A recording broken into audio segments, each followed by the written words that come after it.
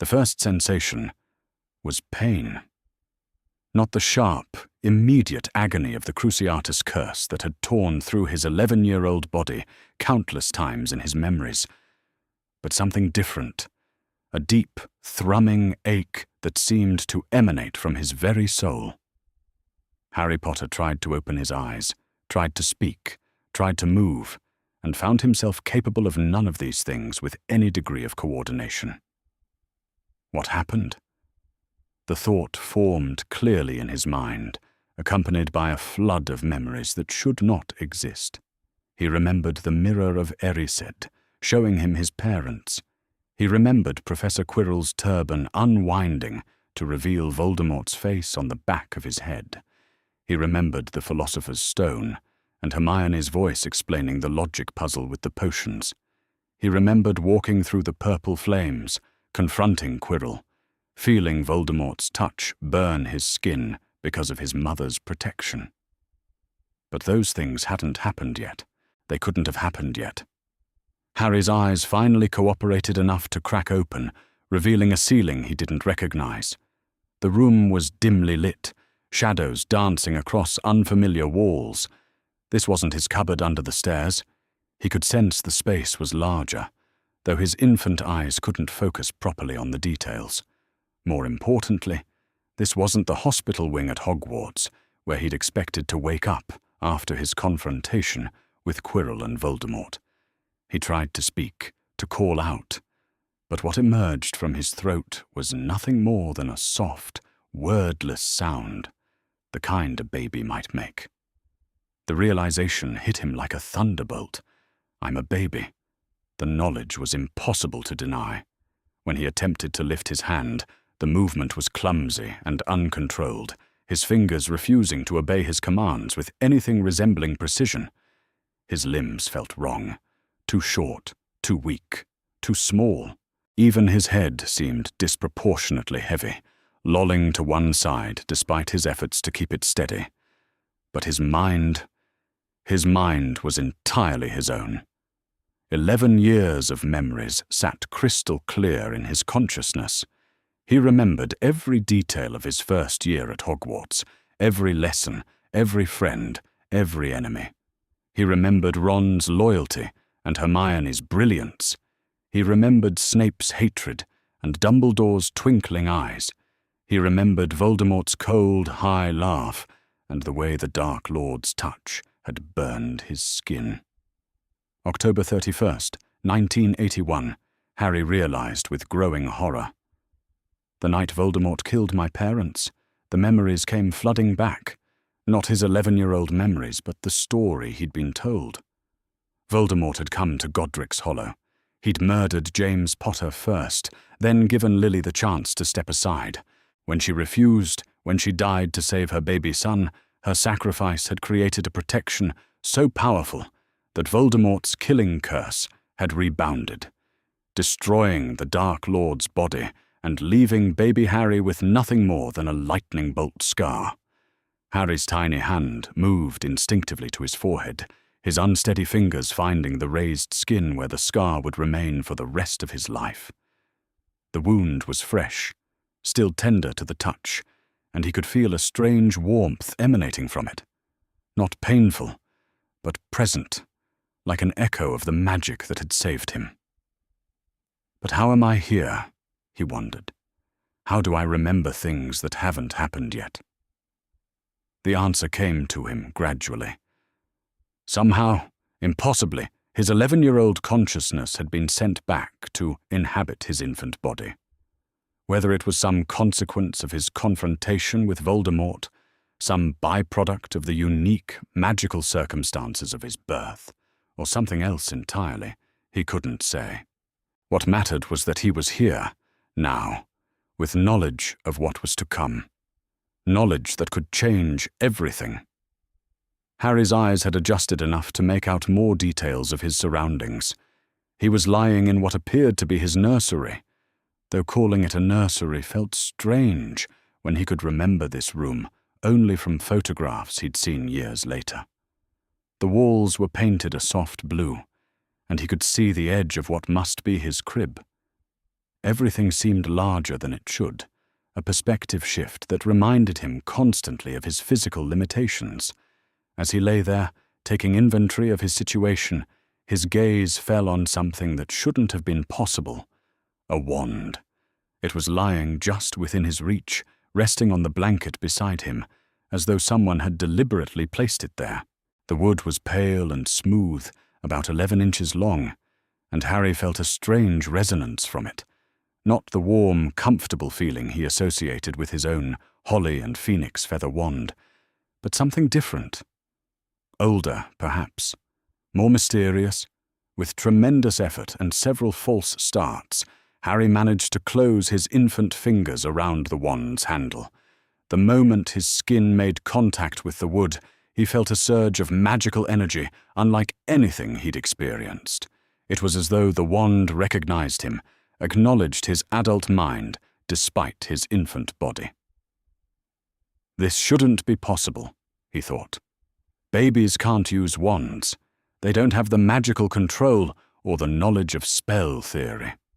But Harry had both of those things, even if they were trapped in a 1-year-old's body. Moving with painstaking care, he lifted the wand, though lifted was perhaps too generous a term for the clumsy, unsteady motion he managed. His motor skills were those of a child who had barely learned to grasp objects properly, but his intent was clear and focused. "Lumos," he whispered, or tried to whisper. What came out was more of a soft, babbling sound, but the magic responded to his intent rather than his pronunciation. The tip of the wand flickered, then bloomed with a gentle, warm light.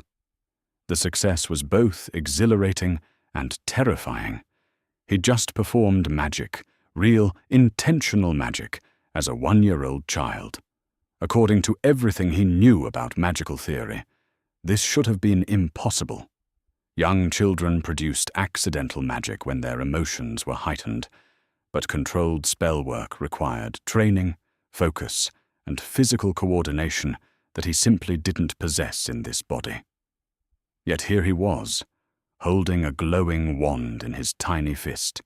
Harry tried to extinguish the light, concentrating on the counterspell, but his infant vocal cords wouldn't cooperate. After several moments of frustrated babbling, he simply focused his intent on wanting the light to go out, and the wand's glow faded obediently. The implications were staggering. If he could perform magic like this, if his adult knowledge could overcome his physical limitations through sheer force of will and intent, then he might actually be able to change things. He could prevent tragedies, save lives, maybe even stop Voldemort's return before it began. But first, he had to survive the immediate aftermath of this night. Harry's enhanced hearing, whether due to magic or simply the heightened senses that came with his unusual situation, picked up the sound of footsteps approaching the house. Heavy footsteps, accompanied by what sounded like sniffling and the occasional sob. He knew, even before the footsteps reached the front door, who was coming. Hagrid. Rubeus Hagrid, keeper of keys and grounds at Hogwarts, who had been sent by Dumbledore to rescue him from the ruins of his parents' home. The footsteps stopped outside, and Harry heard the sound of the front door being carefully pushed open. The hinges creaked, whether from damage or simply age he couldn't tell. Then the footsteps resumed, slower now, more hesitant. "Oh, Harry," came a familiar voice, thick with grief and barely controlled tears. "Oh, little Harry." Even though Harry had been expecting it, hearing Hagrid's voice filled him with a complex mixture of emotions. Relief at being found, sadness for his parents' death, and a strange sort of homesickness for the Hagrid he remembered. The Hagrid who would teach him about magical creatures and make terrible tea and never quite manage to keep dangerous information to himself. The footsteps approached his nursery, and Harry quickly tucked the mysterious wand under his blanket, hiding it from view. He might trust Hagrid with his life, and indeed would have to, but he wasn't ready to explain how a 1-year-old had come to possess a wand, much less how he'd managed to use it. The door to the nursery opened slowly, and Hagrid's massive silhouette filled the doorway. Even from Harry's limited perspective, he could see that the half-giant was crying, tears streaming down his beard and dripping onto the floor. "There you are," Hagrid said softly, his voice breaking slightly. "There's the famous Harry Potter." Harry wanted to respond, wanted to somehow convey that he was all right, that he understood what had happened, that he was grateful to be rescued. Instead, he could only manage a small sound, not quite crying, not quite babbling, that seemed to convey some measure of awareness. Hagrid approached the crib carefully, his enormous hand surprisingly gentle as he reached down to lift Harry. "Come on then, little one. We've got to get you somewhere safe." As Hagrid's hands closed around him, Harry felt the residual warmth of his mother's protection flare briefly. It wasn't the burning sensation that Voldemort would have experienced, but rather a warm, comforting presence that seemed to approve of Hagrid's touch. The half-giant was, Harry realized, someone his mother's magic recognized as safe.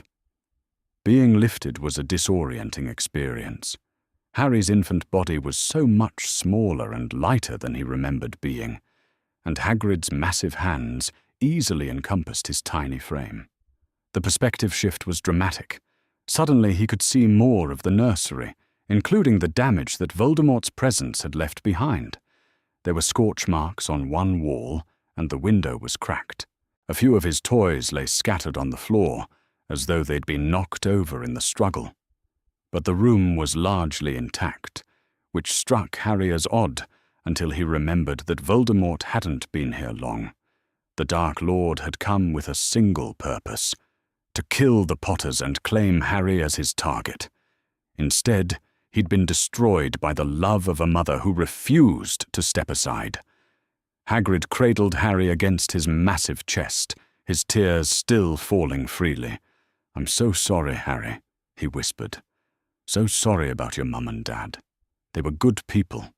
The best." Harry wanted to tell Hagrid that he knew, that he understood, that he would make sure their sacrifice meant something. Instead, he simply pressed his tiny hand against Hagrid's coat, hoping the gesture might provide some small comfort. As Hagrid carried him from the nursery, Harry caught a glimpse of the rest of the house through the doorway. The hallway was dark, and he could see what looked like debris on the floor. Somewhere in this house, his parents' bodies lay still and cold, their lives cut short to protect him. The weight of that knowledge, combined with the physical and emotional trauma of his transformation back to infancy, proved overwhelming. Despite his adult mind and all his grand plans for changing the future, Harry Potter, 11 years old in mind, but barely 1 year old in body, began to cry. And Hagrid, thinking these were simply the tears of a frightened infant who had lost everything, held him closer and whispered gentle words of comfort as he carried him out into the night, neither of them knowing that in the blanket around Harry's tiny form, a mysterious wand lay hidden, waiting to help reshape the wizarding world. The first phase of Harry's impossible second chance had begun. Hagrid's massive hands were surprisingly gentle as he cradled Harry against his chest, but even that careful touch couldn't disguise the tremor running through the half-giant's enormous frame. Harry could feel Hagrid's grief in the way his breath caught between words, in the dampness of tears soaking into his wild beard, in the careful precision with which he moved, as though he feared that any sudden motion might somehow cause more harm to befall the orphaned child in his arms. "There now, little one," Hagrid murmured, his voice thick with emotion. "Hagrid's got you. You're safe now." Harry wanted desperately to respond, to somehow convey that he understood what had happened, that he appreciated Hagrid's care, that he knew this gentle giant would never let harm come to him. But when he opened his mouth to speak, only a soft, wordless sound emerged. the kind of noise any frightened infant might make. The frustration was maddening. Harry's mind was sharp and clear, filled with 11 years of memories and knowledge, yet his body betrayed him at every turn. His vocal cords were those of a 1-year-old, capable of crying and babbling but utterly incapable of forming the words that crowded his thoughts. Even his motor control was severely limited. When he tried to reach up to touch Hagrid's face in what he hoped might be a comforting gesture, his tiny hand merely flailed weakly in the air. Hagrid interpreted the movement as simple, infant restlessness. I know," he said softly, adjusting his hold to make Harry more comfortable. "It's been a terrible night, hasn't it? But we'll get you somewhere safe, don't you worry." "If only you knew," Harry thought. "If only I could tell you what's coming. Sirius will be blamed for tonight. Peter will escape and hide for 12 years. Voldemort will return, and people will die because I can't warn anyone." The weight of that knowledge pressed down on him like a physical burden. In his memories, he had always felt frustrated by how adults dismissed him, how they made decisions about his life without consulting him. Now, trapped in an infant's body with an adult's understanding, that frustration was magnified 100-fold. Hagrid carried him carefully through the damaged house, moving with the slow, reverent pace of someone navigating a place of tragedy. Harry caught glimpses of the hallway as they passed: broken picture frames, scattered books, a small table overturned near what must have been the living room. The destruction was less extensive than Harry had imagined it would be, but then again, Voldemort hadn't come here to destroy a house. He'd come to murder a family, and he'd very nearly succeeded. "Dumbledore sent me to get you," Hagrid explained as they reached the front door, his voice slightly hoarse. "Said you'd be needing someone to look after you tonight. Don't you worry, though. We'll have you settled somewhere proper soon enough." Harry's heart lurched. He knew where "somewhere proper" meant. Privet Drive, with the Dursleys. 10 years of neglect, abuse, and systematic attempts to crush any hint of magic or specialness from his life. 10 years of sleeping in a cupboard, of being treated like an unwanted burden, of being told he was worthless and freakish. And yet, he also knew why Dumbledore was making this choice. The blood protection. Lily's sacrifice had created a powerful ward that would keep Harry safe as long as he could call his mother's blood relations home. The Dursleys were the only family Harry had left in the world, and as much as he dreaded the thought of returning to their care, he understood the magical necessity. That didn't make the prospect any less awful. Hagrid paused at the threshold of the house, looking back over his shoulder at the scene they were leaving behind. "I'm sorry, James Lily," he whispered, so quietly that Harry might not have heard it if he hadn't been pressed against the giant's chest. "I promise I'll look after him. I promise he'll know how much you loved him." The word sent a sharp pang through Harry's chest. In his memories, Hagrid had been the first person to tell him about his parents, to explain how they had died protecting him. But that conversation was still 10 years away, and Harry realized with growing horror that he would have to live through all of it again. The ignorance, the lies the Dursleys would tell him about his parents' deaths, the gradual, painful discovery of his magical heritage. Unless he found a way to change things. The cool October air hit Harry's face as Hagrid stepped outside, causing him to instinctively burrow closer against the giant's warm coat.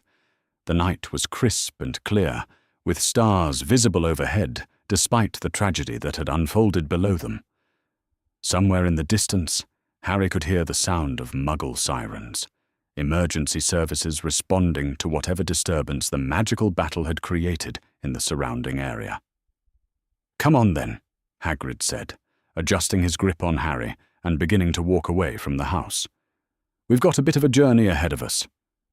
Harry tried to crane his neck to get a better look at their surroundings, but his infant body's limitations made it difficult to see much beyond Hagrid's immediate vicinity. What he could see told him they were in a residential area. Modest houses lined the street, most of them dark at this late hour. This was Godric's Hollow, as it existed in 1981, a quiet village in the West Country where his parents had thought they would be safe. The irony wasn't lost on him. They had been safe in a way. The Fidelius charm had protected them perfectly until Peter Pettigrew had betrayed them. Even now, as Hagrid carried him away from the scene, Peter was probably already fleeing, beginning his transformation into the rat that would hide among the Weasley family for the next 12 years. Harry made a small sound of frustration, which Hagrid interpreted as discomfort. "Nearly there, little one," the giant said soothingly, though Harry suspected "nearly there" meant something quite different to someone with Hagrid's massive stride than it would to most people. "Just need to get to where I left me bike." Bike? Harry's memories supplied the image immediately. Hagrid's flying motorcycle, borrowed from Sirius Black before anyone knew that Sirius would be framed for tonight's tragedy. In just a few hours, that same motorcycle would be evidence in the case against his godfather, another piece in the web of circumstantial evidence that would send an innocent man to Azkaban. The thought of Sirius, probably racing through the night even now, desperate to find Peter and extract some form of vengeance for his friends' deaths, made Harry's chest tighten with emotion. Sirius, who would spend the next 12 years in prison for a crime he didn't commit. Sirius, who would die falling through the veil in the Department of Mysteries because Harry hadn't been smart enough, fast enough, careful enough to save him. "Not this time," Harry promised himself. "This time I'll find a way to prove Peter's guilt. This time Sirius won't go to Azkaban." But how? How could a 1-year-old child, no matter how adult his mind, possibly convince anyone of the truth? Who would listen to him? Who would believe him? Hagrid's footsteps echoed hollowly in the quiet street as they walked, and Harry found himself studying the giant's face in the dim light. Even in his grief, Hagrid's features were kind and gentle, his small dark eyes bright with unshed tears. This was the man who had introduced Harry to the wizarding world, who had been a constant source of support and loyalty throughout his school years. If anyone might be willing to listen to him, it would be Hagrid. But not yet. Not while Harry was trapped in an infant's body, unable to speak, unable to explain. For now, all he could do was try to comfort this grieving man who had been tasked with saving him. Harry managed to work one tiny hand free from the blanket Hagrid had wrapped around him, and with considerable effort, he pressed his palm against the giant's cheek. It was a clumsy gesture, more instinct than coordination, but it seemed to have the intended effect. Hagrid's expression softened slightly, and he managed a watery smile. "That's right, little one," he said, his voice catching slightly. "We'll look after each other, won't we?" "If only you knew," Harry thought again. "If only I could tell you that you'll be the one to rescue me from the Dursleys in 10 years' time. That you'll be the one to tell me about my parents, about magic, about the world I truly belong in." They reached a side street where a massive motorcycle sat waiting, its chrome gleaming in the starlight despite the late hour. The machine was easily twice the size of any normal motorcycle, modified to accommodate Hagrid's bulk, and Harry could sense the magic humming around it even from a distance. "Here we go," Hagrid said, carefully settling Harry into a makeshift carrier that had been attached to the bike's side. The arrangement was clearly improvised. Hagrid had probably never expected to be transporting an infant when he'd borrowed the vehicle, but it felt secure enough. "This might be a bit bumpy, but we'll take it nice and slow." As Hagrid climbed onto the motorcycle and started the engine, Harry felt a mixture of anticipation and dread. This ride would take them to Privet Drive, to the Dursleys, to the beginning of what Harry remembered as the worst 10 years of his life. But it would also be the first step in his second chance, his opportunity to change things. The motorcycle rose smoothly into the air, leaving the quiet streets of Godric's Hollow far below. Harry watched the lights of the village grow smaller and more distant, carrying with them the last physical connection to his parents' lives. When he looked up, he could see stars scattered across the clear October sky, the same stars that would shine down on him for all the years to come. As they flew through the night, Harry began to plan. He might be trapped in an infant's body for now, but he wouldn't always be. As he grew, as he regained some measure of physical capability, he would find ways to change the future. He would save Sirius, prevent Cedric's death, stop Voldemort's return before it could gain momentum. He had been given an impossible gift, the chance to live his life again with foreknowledge of what was to come. He wouldn't waste it. The motorcycle carried them westward through the night, toward Surrey, toward Privet Drive, toward the beginning of everything. And in the improvised carrier strapped to its side, Harry Potter, 1 year old in body but 11 in mind, held tight to his mysterious wand and began to dream of changing the world. The flying motorcycle descended through the pre-dawn darkness toward a street that Harry recognized with a mixture of dread and grim familiarity. Privet Drive stretched out below them, its neat rows of identical houses standing like silent sentinels in the early morning gloom. Even from his elevated perspective, strapped into the improvised carrier beside Hagrid's enormous form, Harry could make out the precise lawns, the carefully maintained hedges, and the general air of suburban conformity that would define his prison for the next 10 years. Well, perhaps not exactly 10 years this time, if he could help it. Hagrid guided the motorcycle down with practiced ease, settling it gently onto the tarmac near the corner of Privet Drive and Magnolia Crescent. The engine's rumble faded to a whisper, then silence, leaving only the distant sounds of a neighborhood beginning to stir in the early hours before dawn. "Right then," Hagrid murmured, carefully unfastening the straps that held Harry's carrier in place. "Let's get you sorted, little one." As Hagrid lifted him from the motorcycle, Harry caught sight of something that made his infant heart race with anticipation. A tabby cat sitting primly on a low garden wall, watching their arrival with unmistakable intelligence. Even in the dim streetlight, Harry could see the distinctive square markings around the cat's eyes, markings that exactly matched the shape of the spectacles worn by Professor McGonagall. She'd been here all day, Harry realized. Just as the books had described, McGonagall had been watching the Dursleys, observing the people who would become Harry's guardians. In his memories, Dumbledore had mentioned that she'd been here since morning, reporting on the Dursleys' behavior with obvious disapproval. Harry tried to crane his neck to get a better look at her, managing a small sound of what he hoped might be interpreted as recognition. The tabby cat's ears twitched slightly, and her green eyes, so familiar from his future transfiguration classes, fixed on him with sharp attention. Professor McGonagall, Harry thought desperately. If only I could tell you what the Dursleys will do to me. If only I could make you understand. But even as the thought formed, he realized the futility of it.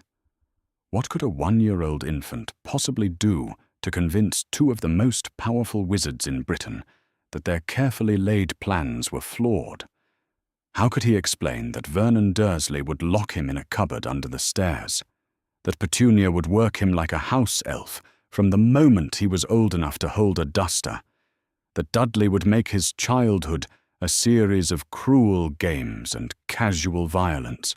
The tabby cat leaped down from the wall with fluid grace, and even as Harry watched, her form began to shift and change. Fur receded, limbs elongated, and within moments, Professor Minerva McGonagall stood before them in her familiar emerald-green robes, her grey hair pulled back in its characteristic tight bun, her square spectacles perched precisely on her nose. "Hagrid," she said, her voice carrying the crisp authority that Harry remembered so well. "You're late." "Sorry, Professor McGonagall," Hagrid replied, his tone slightly sheepish, despite the magnitude of the night's events. "Had to make sure the house was, well, that everything was taken care of proper-like." McGonagall's expression softened slightly as her gaze fell on Harry, though her stern features remained composed. At 46, she was already the formidable witch Harry remembered from his school days, though perhaps not quite as severe as she would become over the years.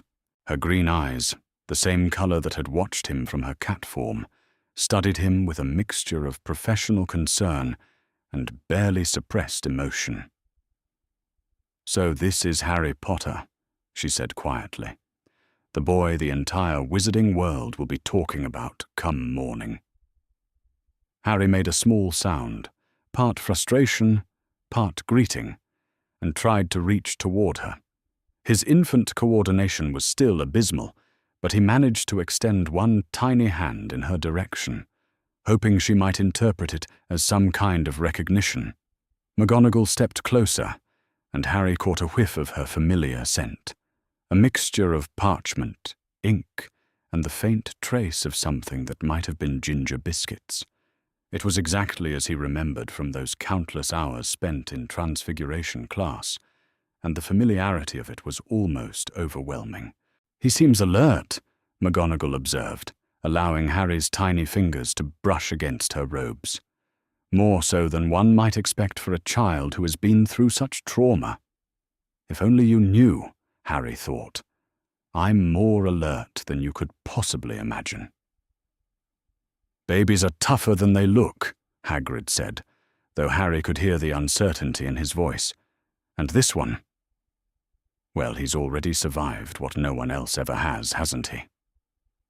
Before McGonagall could respond, the air around them began to shimmer with a familiar warmth. Street lamps flickered and dimmed, casting strange shadows that seemed to bend and flow with lives of their own. Harry felt a deep, resonant magic settling over Privet Drive, like an invisible blanket, and he knew without looking that Albus Dumbledore was approaching. The headmaster appeared as he always did, without warning, without sound, as though he had simply stepped out of the very air itself. One moment the street was empty, save for Hagrid, McGonagall, and Harry.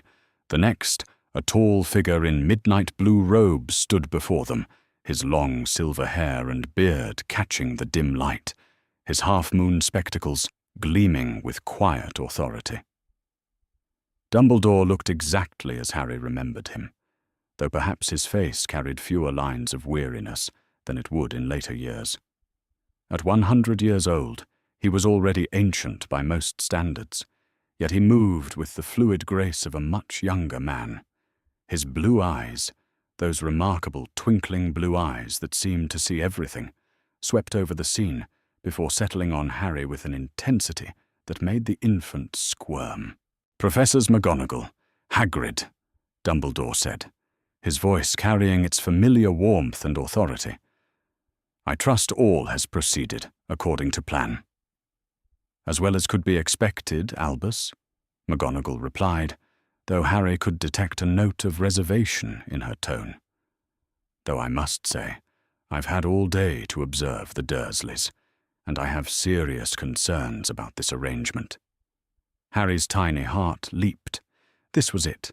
This was the moment when someone with actual authority might object to his placement with the Dursleys. If McGonagall could convince Dumbledore to reconsider, if Harry could somehow add his own voice to her concerns.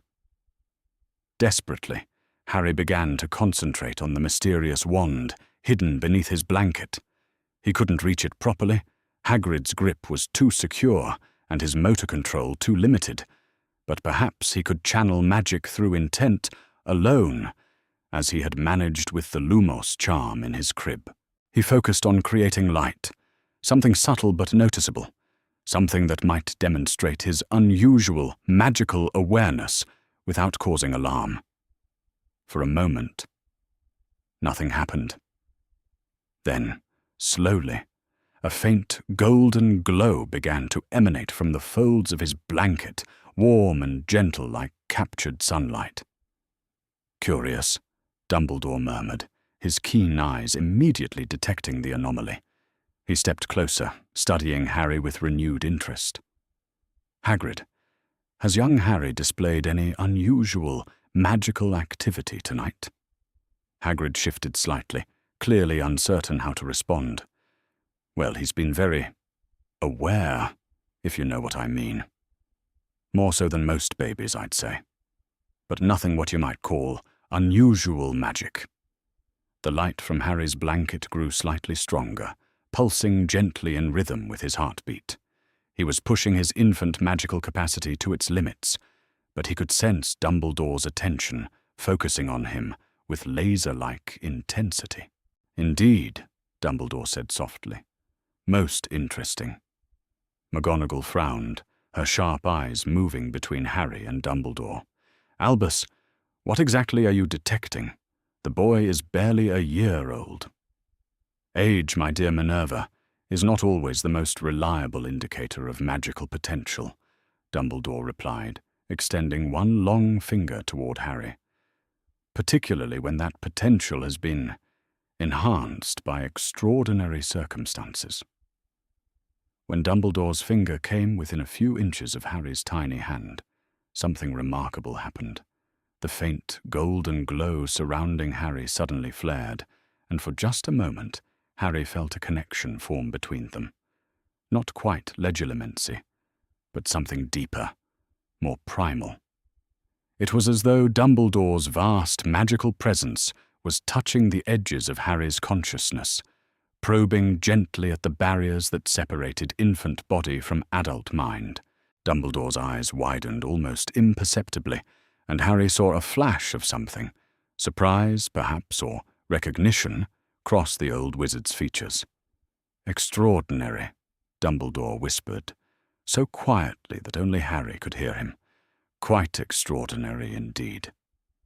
The moment passed, the connection severed, and the golden light faded back to a barely perceptible glow. But Harry could see that Dumbledore was now regarding him with an entirely new level of interest and speculation. "What is it, Albus?" McGonagall asked, her voice sharp with concern. "What did you sense?" Dumbledore straightened slowly, his expression thoughtful. "Nothing of immediate concern, Minerva. But I suspect young Harry may prove to be more complex than any of us anticipated." Harry wanted to scream with frustration. Dumbledore had sensed something. He was certain of it. The old wizard had glimpsed, however briefly, the adult consciousness trapped within the infant body. But instead of pursuing that discovery, instead of asking questions or investigating further, Dumbledore was already turning his attention back to the mundane matter of Harry's placement. "Regardless of his potential complexity," McGonagall said firmly, "I maintain that the Dursleys are unsuitable guardians. I've watched them all day, Albus. They are the most mugglish muggles I've ever encountered. The way they speak about Harry's parents, the obvious resentment they harbor toward anything unusual or magical. Which is precisely why they are the ideal choice," Dumbledore interrupted gently. "Harry will grow up away from the fame that would otherwise consume him. He will learn humility, develop strength of character, and most importantly," he looked directly at Harry as he spoke, "he will be protected by magic, older and more powerful than any we could provide." Harry felt his infant body tense with the effort of trying to communicate. The blood protection. He knew about it, understood its necessity, even accepted its importance. But did it have to mean 10 years of neglect and abuse? Surely there were other relatives, other options, other ways to maintain the magical protection while providing actual love and care. He tried again to channel magic, to create some sign that might demonstrate his awareness, his understanding of the situation. But the effort of his earlier display had exhausted him, and his infant magical capacity was simply too limited.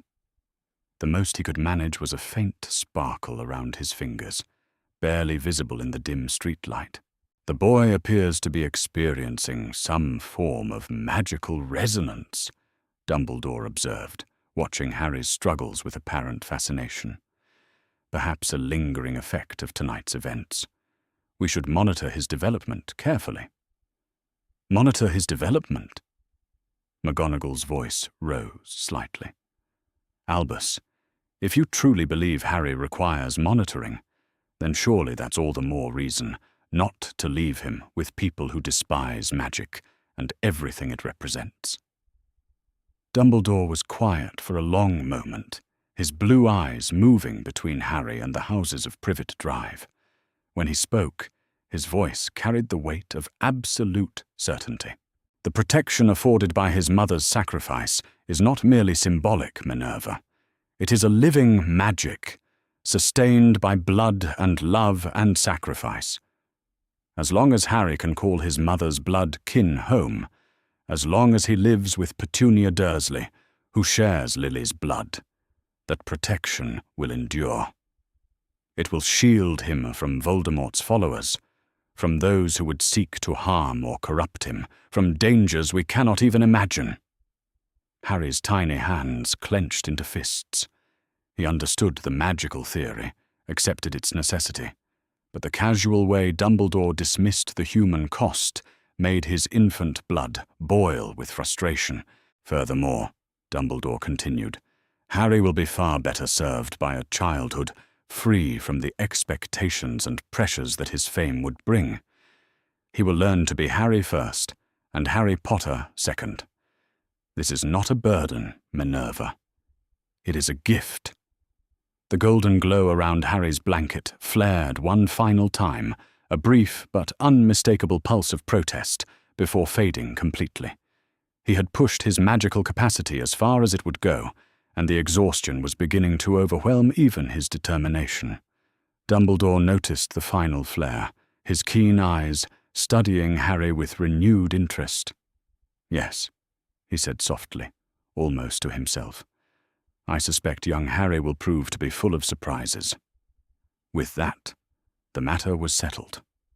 Despite McGonagall's continued protests, despite the obvious magical anomalies Harry was displaying, despite every instinct that should have told them something was different about this particular infant, the decision was made.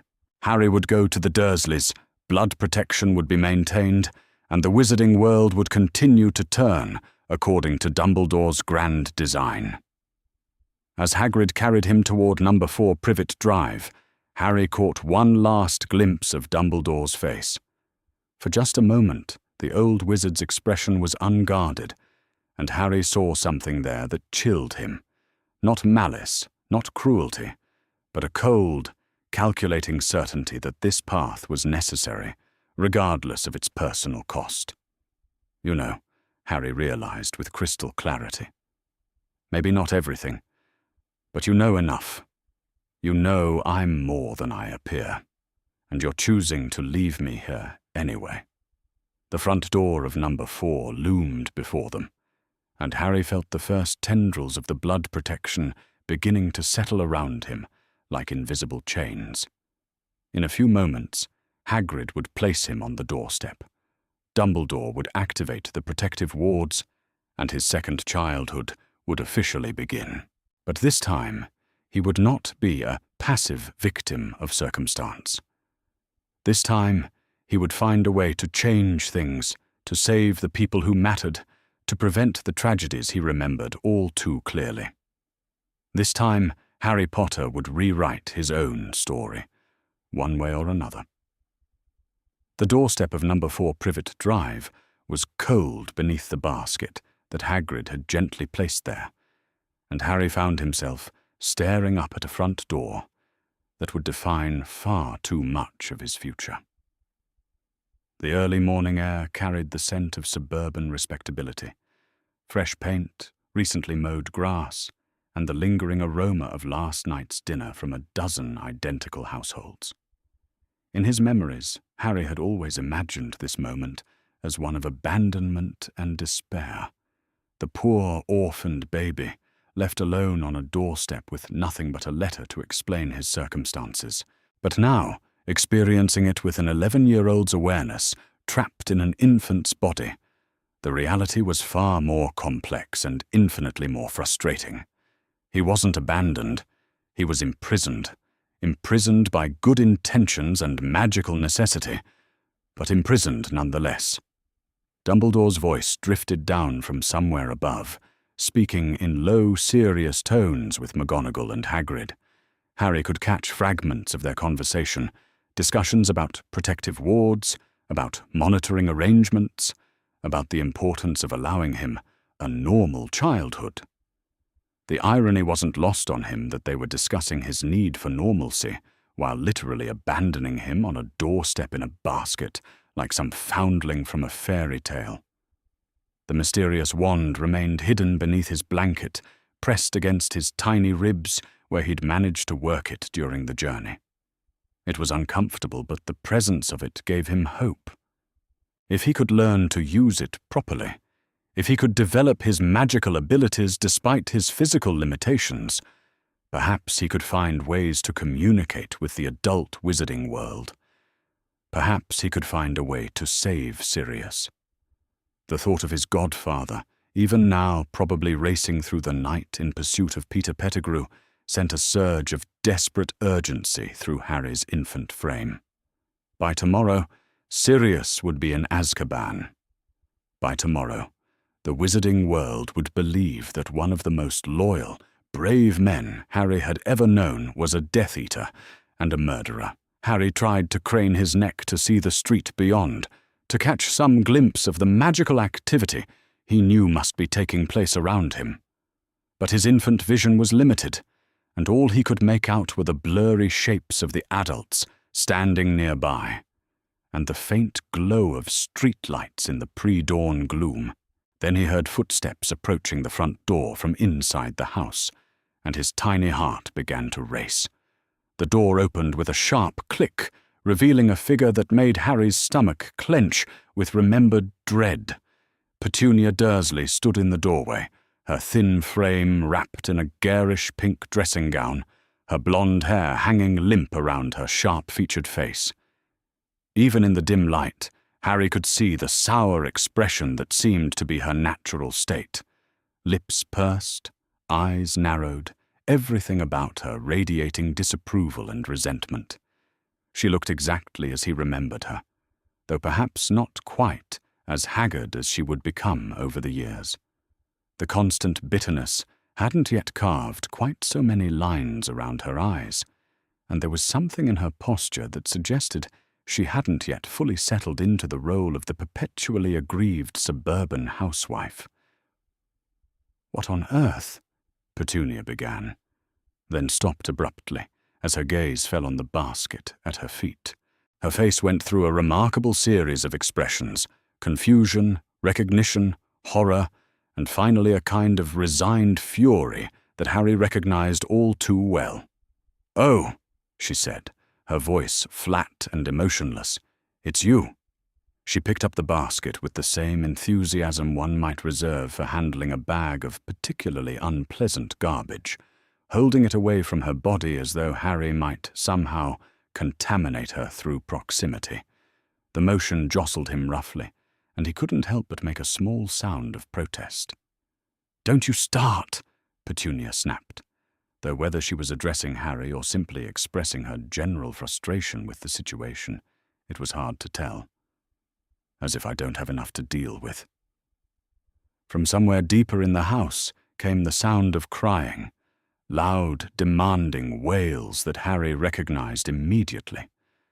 Dudley, his cousin, only a month older than himself, but already displaying the demanding temperament that would define his childhood. Petunia's face twisted with irritation. "Now look what you've done. You've woken Dudley."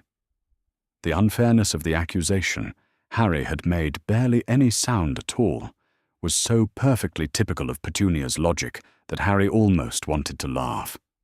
Almost. The humor was tempered by the knowledge of what was to come, by the understanding that this was only the beginning of years of such casual cruelty. "Petunia!" came a bellow from upstairs, Vernon Dursley's voice, thick with sleep and irritation. "What's all that racket? Can't a man get a decent night's sleep in his own house?" It's the boy, Vernon," Petunia called back, her voice tight with stress. "They've left him here. Just left him on our doorstep like a what?" Vernon's voice was getting closer, accompanied by the heavy tread of footsteps on stairs. "Like a foundling," Petunia finished weakly. Vernon Dursley appeared at the top of the stairs, and Harry's infant body tensed instinctively at the sight of his uncle. Vernon was exactly as Harry remembered him, massively overweight, with a thick moustache and small, piggy eyes that seemed to constantly search for reasons to be offended. He was still in his pajamas, his thinning hair dishevelled, his face red with indignation. "What's this about a boy?" Vernon demanded, clomping down the stairs with surprising speed for someone of his bulk. Petunia held up the basket as evidence, and Vernon's expression went through the same sequence of emotions his wife had displayed moments earlier. When his gaze finally settled on Harry, his small eyes narrowed with something that might have been hatred. That's her sister's boy, isn't it?" Vernon said, his voice dropping to a whisper as though speaking the words aloud might somehow make the situation more real. "Yes," Petunia replied, her own voice barely audible. The freak's boy. Vernon, please, the neighbours might hear." Harry listened to this exchange with a mixture of familiar anger and new understanding. In his memories, he had always assumed that the Dursleys' hatred of magic was simply narrow-minded prejudice.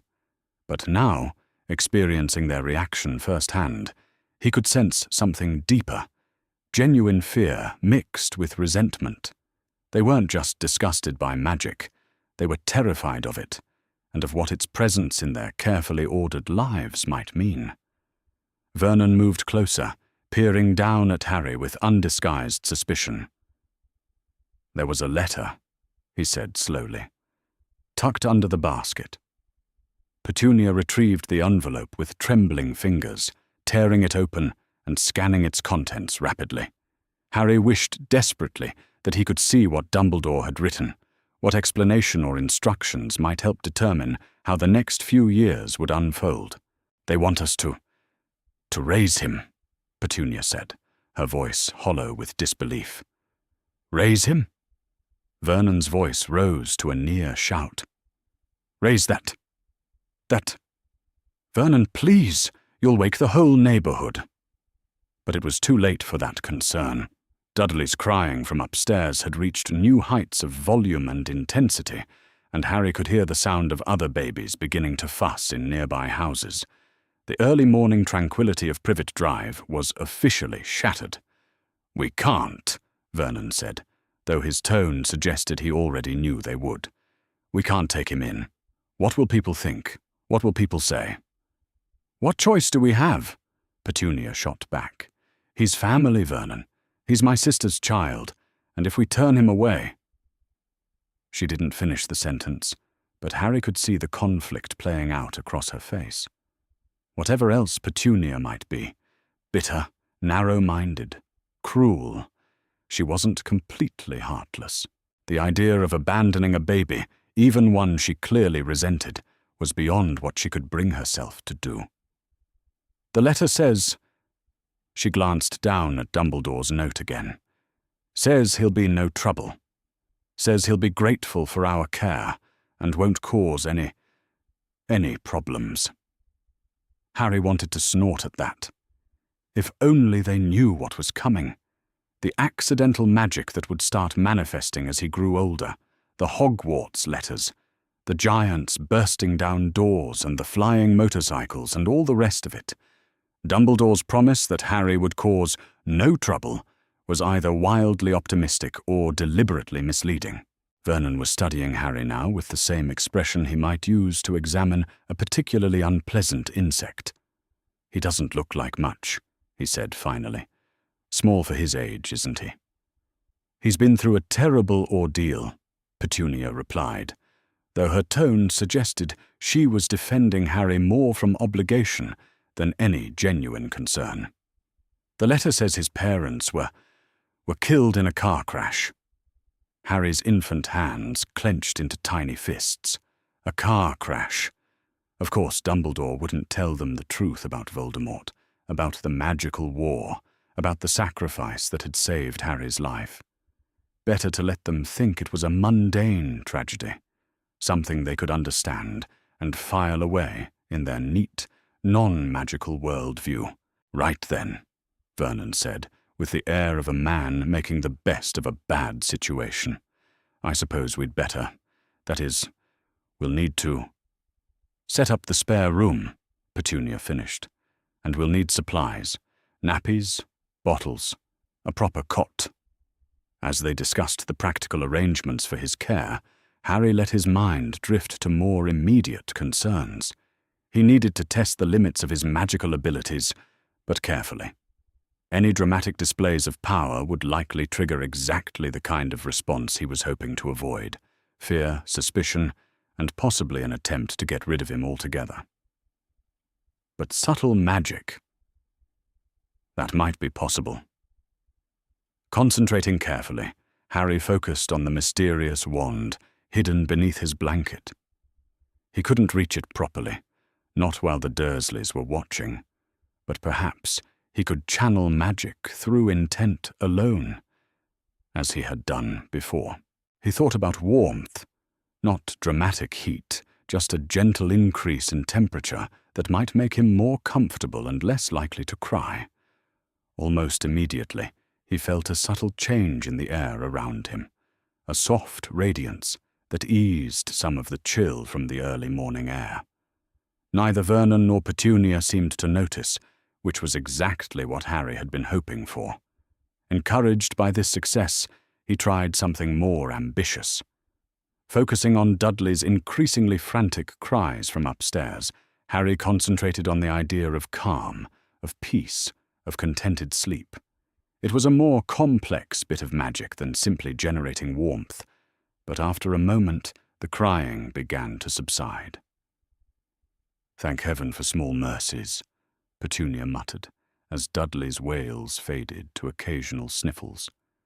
Harry felt a surge of satisfaction. If he could influence his environment in subtle ways, if he could learn to affect the moods and behaviors of the people around him without being detected, perhaps he could make his stay with the Dursleys more bearable than it had been the first time around. More importantly, perhaps he could find ways to communicate with the wizarding world, to get word to the right people about Peter Pettigrew, about Sirius's innocence, about the things that needed to be changed. "Come on, then," Vernon said with obvious reluctance. "Let's get this business sorted out. But I'm telling you right now, Petunia, if there's any funny business, any oddness, he goes straight to an orphanage. I won't have our Dudley exposed to whatever it is that boy might bring into this house." As they carried him inside, Harry caught his first glimpse of the interior of number 4 Privet Drive. It was exactly as he remembered it. Aggressively normal, obsessively clean, every surface polished to a shine that reflected the Dursleys' desperate need to appear respectable to their neighbors. But this time, Harry wasn't a helpless victim of circumstances beyond his control. This time he had knowledge, he had magic, and most importantly, he had a plan. It would take time, years probably, before he was physically capable of taking direct action. But he could lay groundwork, build relationships, and most crucially, find ways to ensure that when the time came for him to act, he would have the resources and allies he needed. Sirius Black would not rot in Azkaban for 12 years. Peter Pettigrew would not escape justice. Voldemort would not return unopposed. Harry James Potter, aged 1 year and 3 months, settled into his new home and began to plot the salvation of the wizarding world. even if he had to do it one subtle spell at a time. 3 days had passed since Harry's arrival at Privet Drive, and while the Dursleys had settled into a grudging routine of basic care, feeding, changing, and housing him with the minimum effort required, Harry's mind remained focused on matters far beyond the confines of Number 4. He lay in the hastily assembled nursery that Petunia had carved out of what had previously been Vernon's study, staring up at the ceiling and thinking about Severus Snape. In his memories from his future Hogwarts years, Professor Snape had been a figure of complexity and contradiction, cruel, bitter, yet ultimately loyal to Dumbledore and devoted to protecting Harry himself. But Harry's 11-year-old understanding had been incomplete, colored by years of animosity and mutual dislike. Only at the very end, in those final, terrible moments in the Shrieking Shack, had Harry truly understood the depth of Snape's love for Lily Potter and the sacrifices he had made in her memory. Now, with the clarity that came from hindsight and the strange perspective of his current situation, Harry found himself thinking about what Severus Snape must be experiencing at this very moment. The man was 21 years old, barely more than a teenager himself, and he was carrying the weight of guilt that would define the rest of his life. Snape had been the one to overhear the prophecy. He had been the one to report it to Voldemort. And when the Dark Lord had chosen to target the Potters rather than the Longbottoms, Snape had realized with horror that his actions had signed Lily's death warrant. According to the memories Harry had seen in his future years, Snape had gone to Dumbledore immediately, begging the headmaster to protect Lily and her family. He had offered his services as a spy, his loyalty, his very life, anything to undo the damage he had caused. But it had been too late. Despite Dumbledore's protection, despite the Fidelius charm, despite every precaution they had taken, Lily Potter was dead. And Severus Snape was left to live with that knowledge for the rest of his life. Harry shifted slightly in his crib, his tiny hands grasping for the mysterious wand that he had managed to work partially free from his blanket during the night. The past 3 days had been a careful balance of appearing to be a normal infant while secretly testing and expanding his magical abilities. He had learned to generate warmth without producing visible light, to influence the emotions of those around him in subtle ways, and most recently, to extend his magical senses beyond the immediate vicinity. It was through this expanded awareness that Harry had begun to sense something strange emanating from the lightning bolt scar on his forehead. The scar wasn't just a mark left by Voldemort's rebounded killing curse. Harry had known that much from his future memories. But experiencing it from the inside, feeling the way magic flowed around and through it, had revealed new complexities. There was a connection there, a link that stretched beyond the physical realm, and Harry was beginning to suspect that he might be able to use it. Carefully, moving with the deliberate precision that had become necessary in all his magical experiments, Harry focused his attention on the scar. In his memories, he had experienced flashes of Voldemort's emotions and thoughts through this connection, particularly when the Dark Lord was feeling strong emotions or when Harry himself was in danger. But those had been involuntary experiences, chaotic and often painful. What if he could learn to control the connection? What if he could use it deliberately? The idea was both tantalizing and terrifying. Harry had no desire to connect with Voldemort, even a Voldemort who was currently nothing more than a disembodied spirit hiding in the far corners of the world. But the connection itself might be useful in other ways. If it could detect magical presences, if it could sense the emotional states of wizards with whom he had some kind of bond. Harry closed his eyes and let his consciousness drift toward the scar, feeling for the strange alien magic that resided there. Almost immediately, he encountered something unexpected. Not the cold alien presence he associated with Voldemort, but something else. something closer. Something... grief. The emotion hit Harry like a physical blow, raw and desperate and overwhelming. For a moment, he was completely lost in it, drowning in a sorrow so profound that it seemed to have weight and substance. Images flashed through his mind, red hair catching the sunlight, green eyes bright with laughter, a voice calling his name with warmth and affection. Lily. But these weren't Harry's memories. They were someone else's, someone who had loved his mother with a devotion that bordered on worship, someone who was currently consumed with guilt and self-loathing, and a grief so deep it seemed capable of swallowing the world.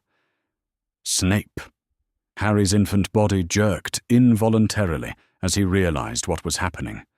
Somehow, his magical senses had found their way to Severus Snape, had touched the edges of the man's consciousness, and been overwhelmed by the raw emotion bleeding from his thoughts. The connection lasted only a few seconds before Harry's inexperience and shock caused it to snap closed. But those seconds had been enough to give him a glimpse into the hell that Snape was currently living through. The man wasn't just grieving, he was destroying himself with guilt, replaying every moment of his conversation with Voldemort, searching for some way he could have prevented what had happened. Harry lay in his crib, trembling from the aftershocks of that emotional contact, and felt something shift in his understanding of the situation. He had known, intellectually, that Snape would be suffering, but experiencing even a fraction of that pain firsthand had driven home the reality of it in a way that mere knowledge never could. Snape was destroying himself, and he was doing it alone. According to Harry's memories, Snape would spend the next several years as a double agent for Dumbledore, playing a deadly game with Voldemort's remaining followers while working to protect Harry and honor Lily's memory. But those years would be filled with suspicion and isolation. The Order of the Phoenix would never fully trust him. The Death Eaters would always be watching for signs of betrayal, and Snape himself would remain convinced that he deserved no better. But what if things could be different this time? What if Harry could find a way to help Snape, to provide him with some small measure of peace or purpose that might ease the worst of his self-imposed torment? The idea was appealing, but the practical challenges were enormous. Harry was still an infant, unable to speak or move with any real coordination. Even if he could somehow communicate with Snape, what could he possibly say? How could he explain that he knew about the man's guilt and grief without revealing the impossible truth of his own situation? And yet, Harry's tiny fingers closed around the wand, and he felt its familiar warmth pulse in response to his touch. He had already accomplished things that should have been impossible, using magic at an age when most children could barely control their accidental outbursts, extending his senses beyond the physical realm, even touching another wizard's mind across the breadth of magical Britain. Perhaps impossible wasn't really impossible after all. Settling back into his crib, Harry began to plan. He couldn't contact Snape directly, not yet, and probably not for years to come. But he could lay groundwork. He could find ways to influence events, to create opportunities, to ensure that when the time came for more direct action, the pieces would already be in place. First, he needed to understand more about how his magical abilities worked. The connection he had just experienced with Snape suggested that his scar might be capable of more than just detecting Voldemort's presence. If he could learn to control it, to use it as a tool for magical communication, rather than just an unwelcome window into the Dark Lord's thoughts, it might prove invaluable. Second, he needed to consider the larger picture. Snape's situation was just one piece of a much larger puzzle.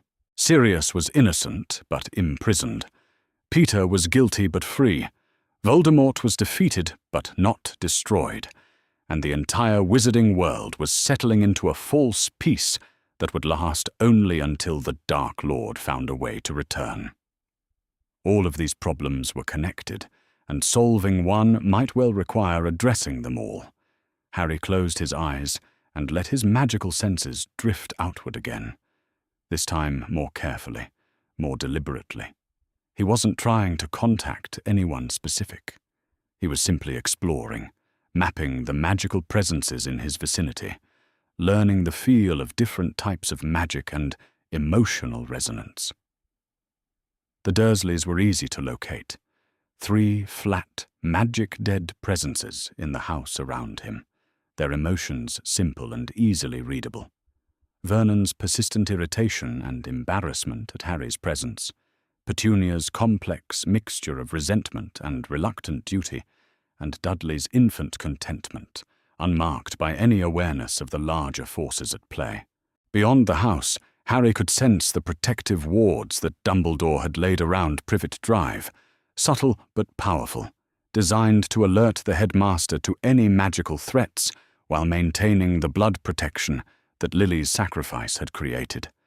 The magic felt warm and familiar, tinged with Dumbledore's distinctive magical signature. But there were other presences as well, more distant and harder to identify. Traces of magic from the broader wizarding community, the background magical field that permeated all of magical Britain, and something else, something that felt like watching. Harry's eyes snapped open, his infant body tensing as he realized that someone or something was observing Privet Drive from a distance. The presence was carefully shielded, nearly invisible beneath layers of concealment charms, but Harry's enhanced magical sensitivity had caught the faintest trace of it. Someone was keeping an eye on him. Given the circumstances, it was probably one of Dumbledore's agents, a member of the Order of the Phoenix assigned to monitor Harry's welfare from a discreet distance. But the realization that he was under observation added a new layer of complexity to his situation. Any magical activity that was too obvious, too advanced for an infant, might be detected and investigated. He would have to be even more careful than he had originally planned. But he wouldn't let caution paralyze him. There were too many people depending on him. People who didn't even know they were depending on him. Snape, grieving alone and convinced of his own worthlessness. Sirius, rotting in a cell in Azkaban for crimes he didn't commit. All the future victims of Voldemort's return, people who would die because the wizarding world had failed to recognize the signs of the Dark Lord's gradual revival.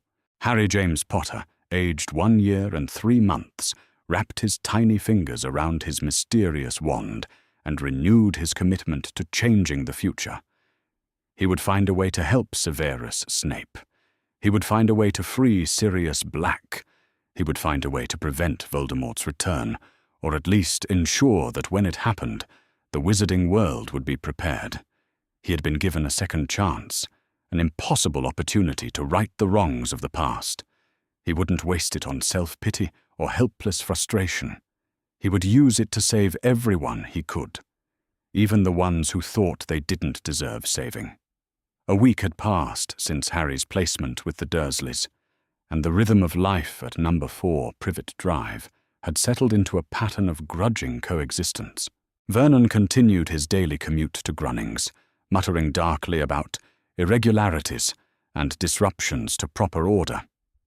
Petunia had thrown herself into maintaining an appearance of perfect domesticity, as though keeping every surface gleaming might somehow counteract the magical contamination she believed Harry represented. Even baby Dudley had adapted to his cousin's presence, though he seemed instinctively drawn to Harry's crib whenever he was awake, much to Petunia's obvious discomfort. But Harry's mind remained far from the petty concerns of suburban normalcy. Over the past week, he had been carefully expanding his magical senses, reaching beyond the confines of Privet Drive to gather information about the wizarding world's response to Voldemort's defeat. What he was learning filled him with growing dread and urgency. It was on this particular morning, as grey November light filtered through the nursery window, that Harry finally managed to piece together the full scope of what had happened to Sirius Black. The information came in fragments, caught through his expanding magical awareness like pieces of a broken mirror, reflecting different aspects of the same terrible truth.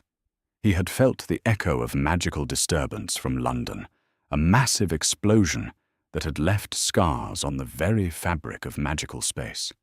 He had sensed the grief and confusion radiating from members of the Order of the Phoenix, their shock at what they believed to be Sirius's betrayal.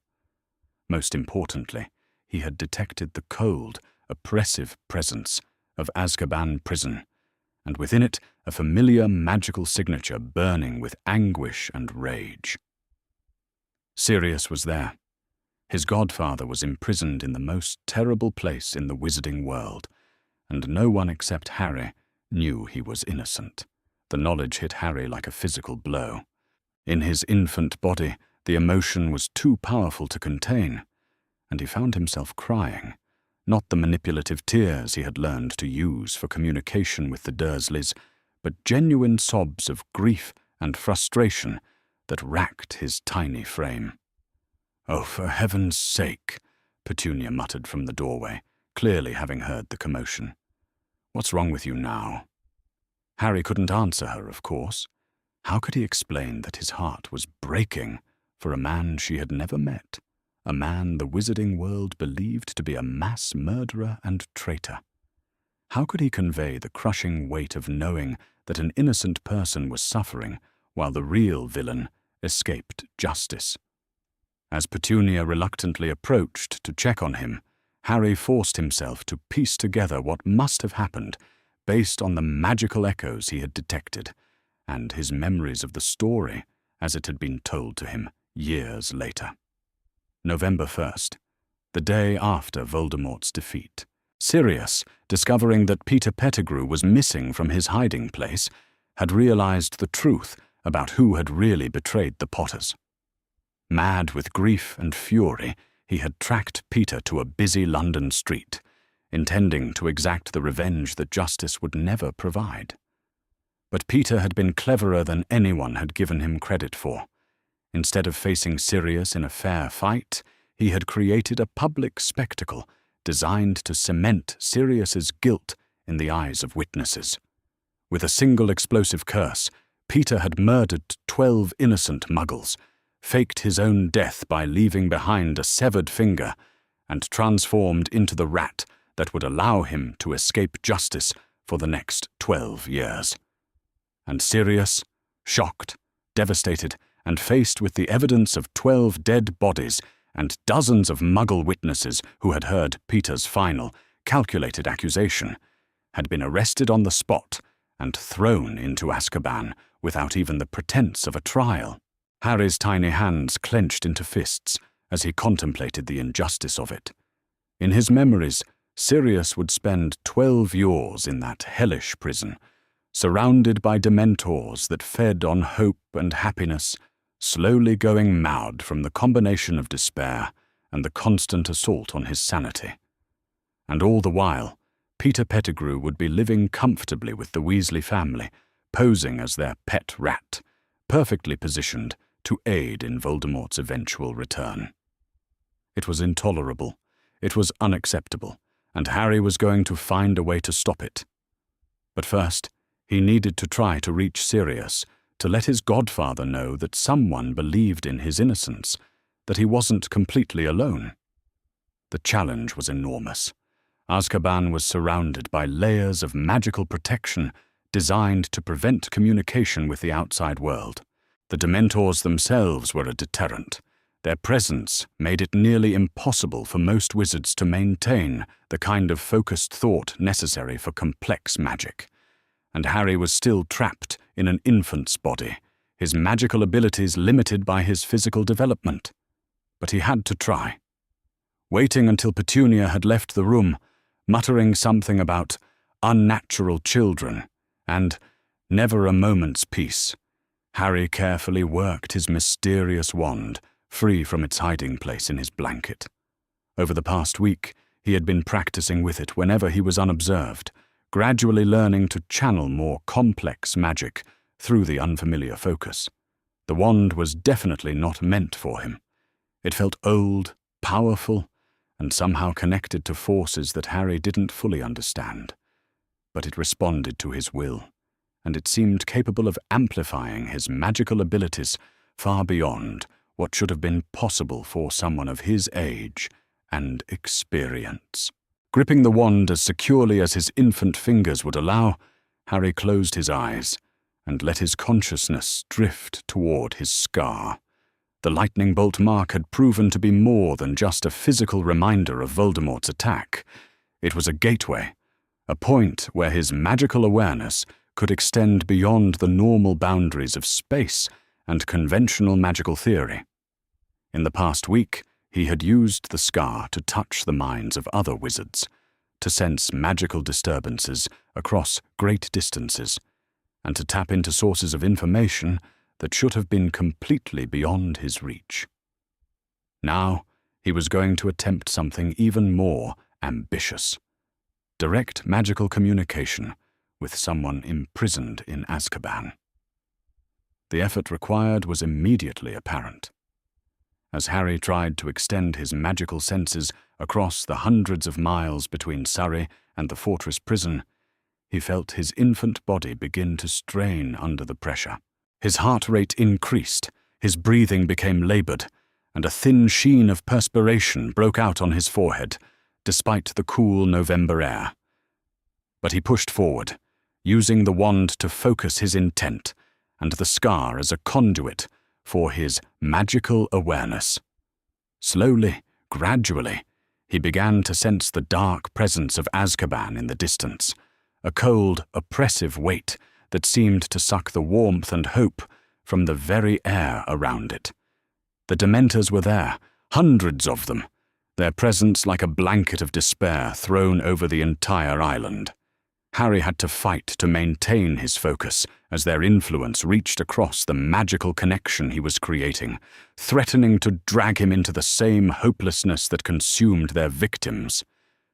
But beneath the supernatural cold and despair, Harry could sense something else: human souls, burning with various combinations of guilt, defiance, madness, and in one case, a fierce, uncompromising innocence that blazed like a beacon in the darkness. Sirius. With tremendous effort, Harry directed his magical awareness toward that familiar presence, trying to establish some form of contact that might penetrate the magical and psychological barriers surrounding Azkaban.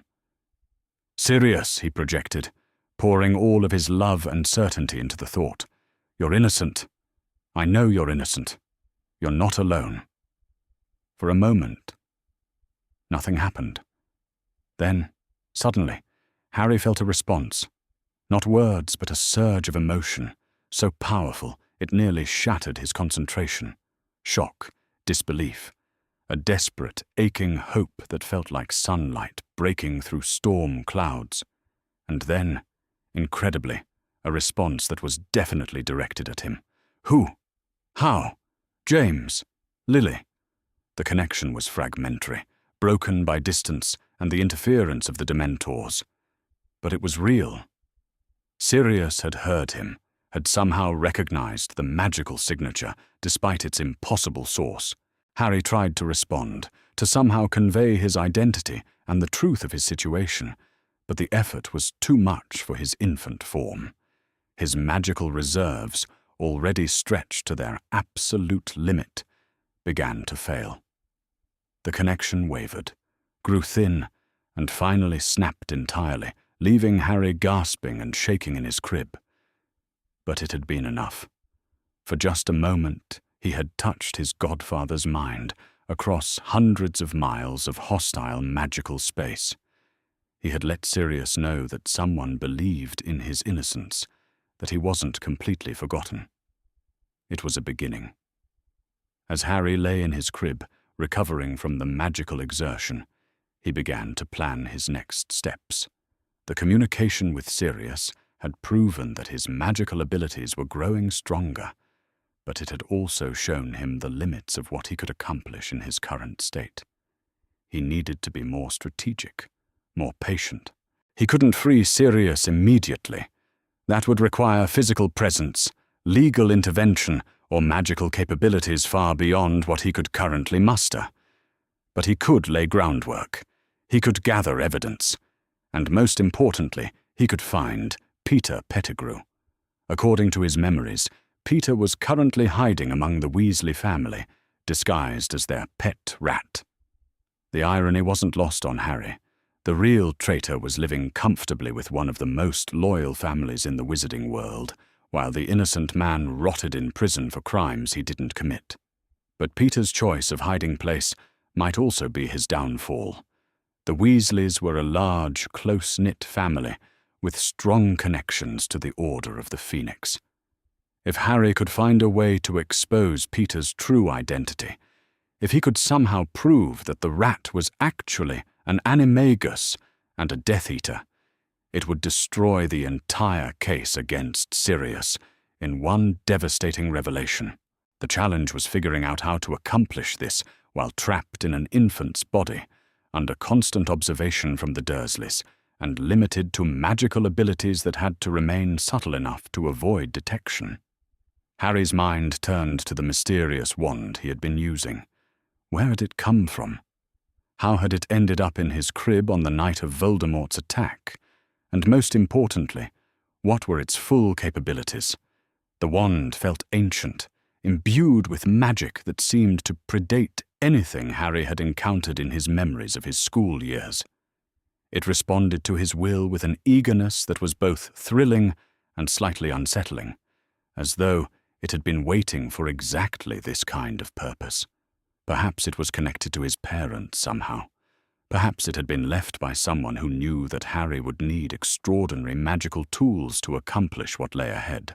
Or perhaps it was something else entirely. A wild card that had been introduced into the timeline by forces beyond Harry's understanding. Regardless of its origin, Harry was grateful for its presence. Without the wand's amplifying effect, he never would have been able to reach Sirius across such a vast distance, never would have been able to provide that crucial moment of hope and connection.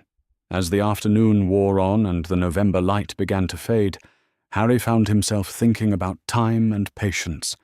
In his memories, he had always been impulsive, prone to charging into dangerous situations without fully considering the consequences. But his current circumstances demanded a different approach. He was playing a long game now, working toward goals that might take years to achieve. Every action had to be carefully considered, every magical experiment conducted with absolute discretion. One mistake, one moment of detection, could destroy everything he was trying to accomplish. But the stakes were too high for anything less than total commitment. Sirius was suffering. Peter was free. Voldemort was gathering strength somewhere in the shadows. And the wizarding world, believing itself safe, was settling into a complacency that would make them vulnerable when the Dark Lord finally returned. Harry James Potter, aged 1 year and 3 months, settled back into his crib and began to plan the next phase of his impossible campaign to save the people who mattered most. He had established contact with Sirius. Next, he would find Peter Pettigrew. And then, step by step, he would begin to change the world. 2 weeks had passed since Harry's successful contact with Sirius, and the afterglow of that achievement had been steadily replaced by growing frustration and impatience. While establishing communication with his imprisoned godfather had been a triumph, it had also highlighted the enormous gap between what Harry knew needed to be done and what he was actually capable of accomplishing in his current state. The problem wasn't just his infant body, though the physical limitations remained a constant source of irritation. The deeper issue was that knowledge without the ability to act on it was its own form of torture. Harry could see the path forward with crystal clarity.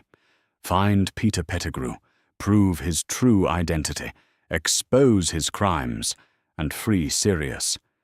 In theory, it was straightforward. In practice, it might as well have been impossible. But Harry had never been one to accept impossibility as a permanent condition.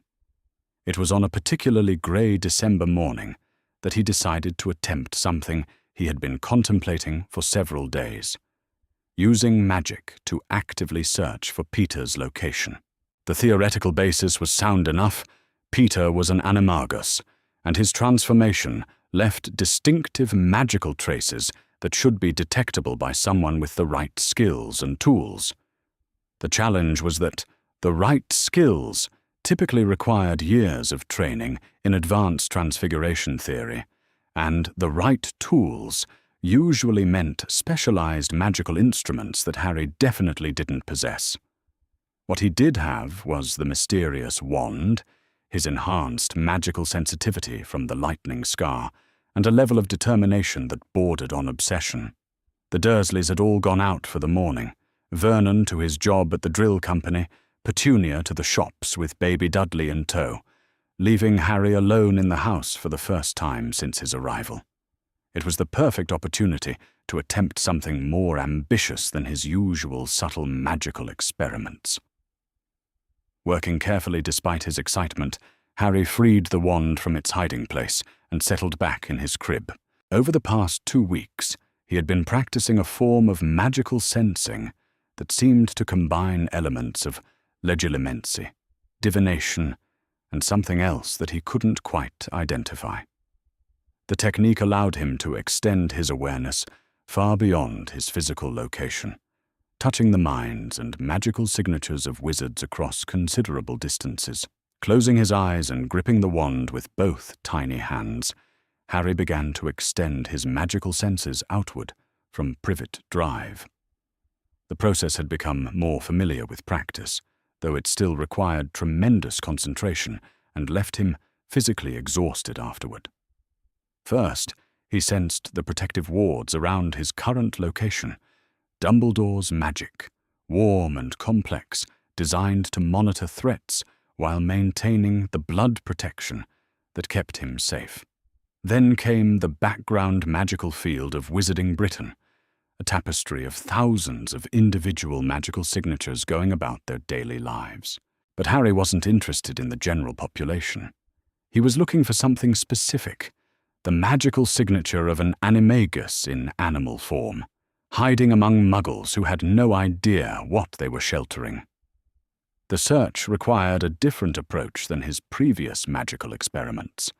Instead of reaching out to a known location like Azkaban, Harry had to cast a wide net, sampling magical signatures across the entire country and looking for the telltale signs of concealed human consciousness within an animal form.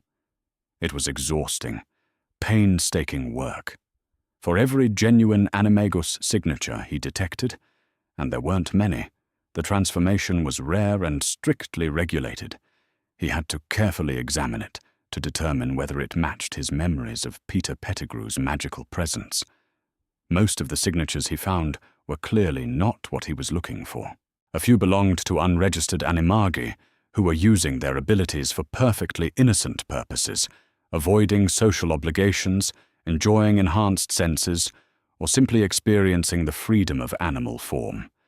But none of them carried the particular combination of fear, guilt, and desperate cunning that Harry associated with Peter.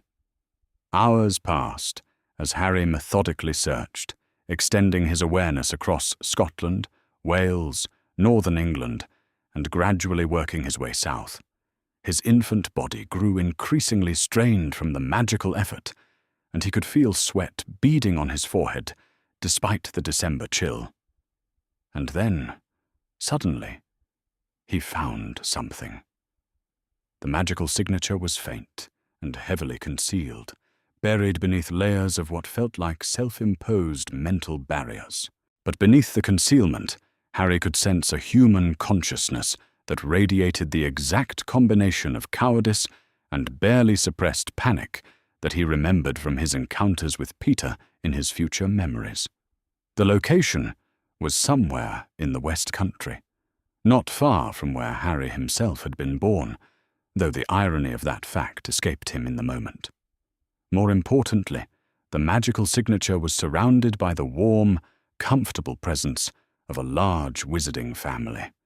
Even without being able to see them directly, Harry could sense their genuine affection for what they believed to be a harmless pet rat. The Weasleys. It had to be. But as Harry tried to focus more closely on the signature, to confirm his identification and perhaps gather more specific location information, something went wrong. The strain of maintaining such an extended magical search suddenly became too much for his infant body to handle. Pain shot through his head, radiating from his lightning scar with an intensity that made his previous magical experiments feel like gentle exercises by comparison. His vision went white, then black, and for a terrifying moment, Harry thought he might be experiencing some kind of magical feedback that could permanently damage his mind. The connection snapped abruptly, leaving Harry gasping and shaking in his crib. His tiny body was drenched in sweat, his heart racing, and he could taste blood where he had bitten his tongue during the magical overload. But despite the pain and exhaustion, Harry felt a surge of triumph. He had found Peter. The rat was hiding with a wizarding family in the West Country, almost certainly the Weasleys, exactly as his memories had suggested. Now he just had to figure out what to do with that information. The most obvious approach would be to send an anonymous tip to the Ministry of Magic, somehow conveying Peter's location and true identity in a way that would trigger an investigation. But the practical challenges were enormous. How could a 1-year-old infant compose and deliver a message to magical law enforcement?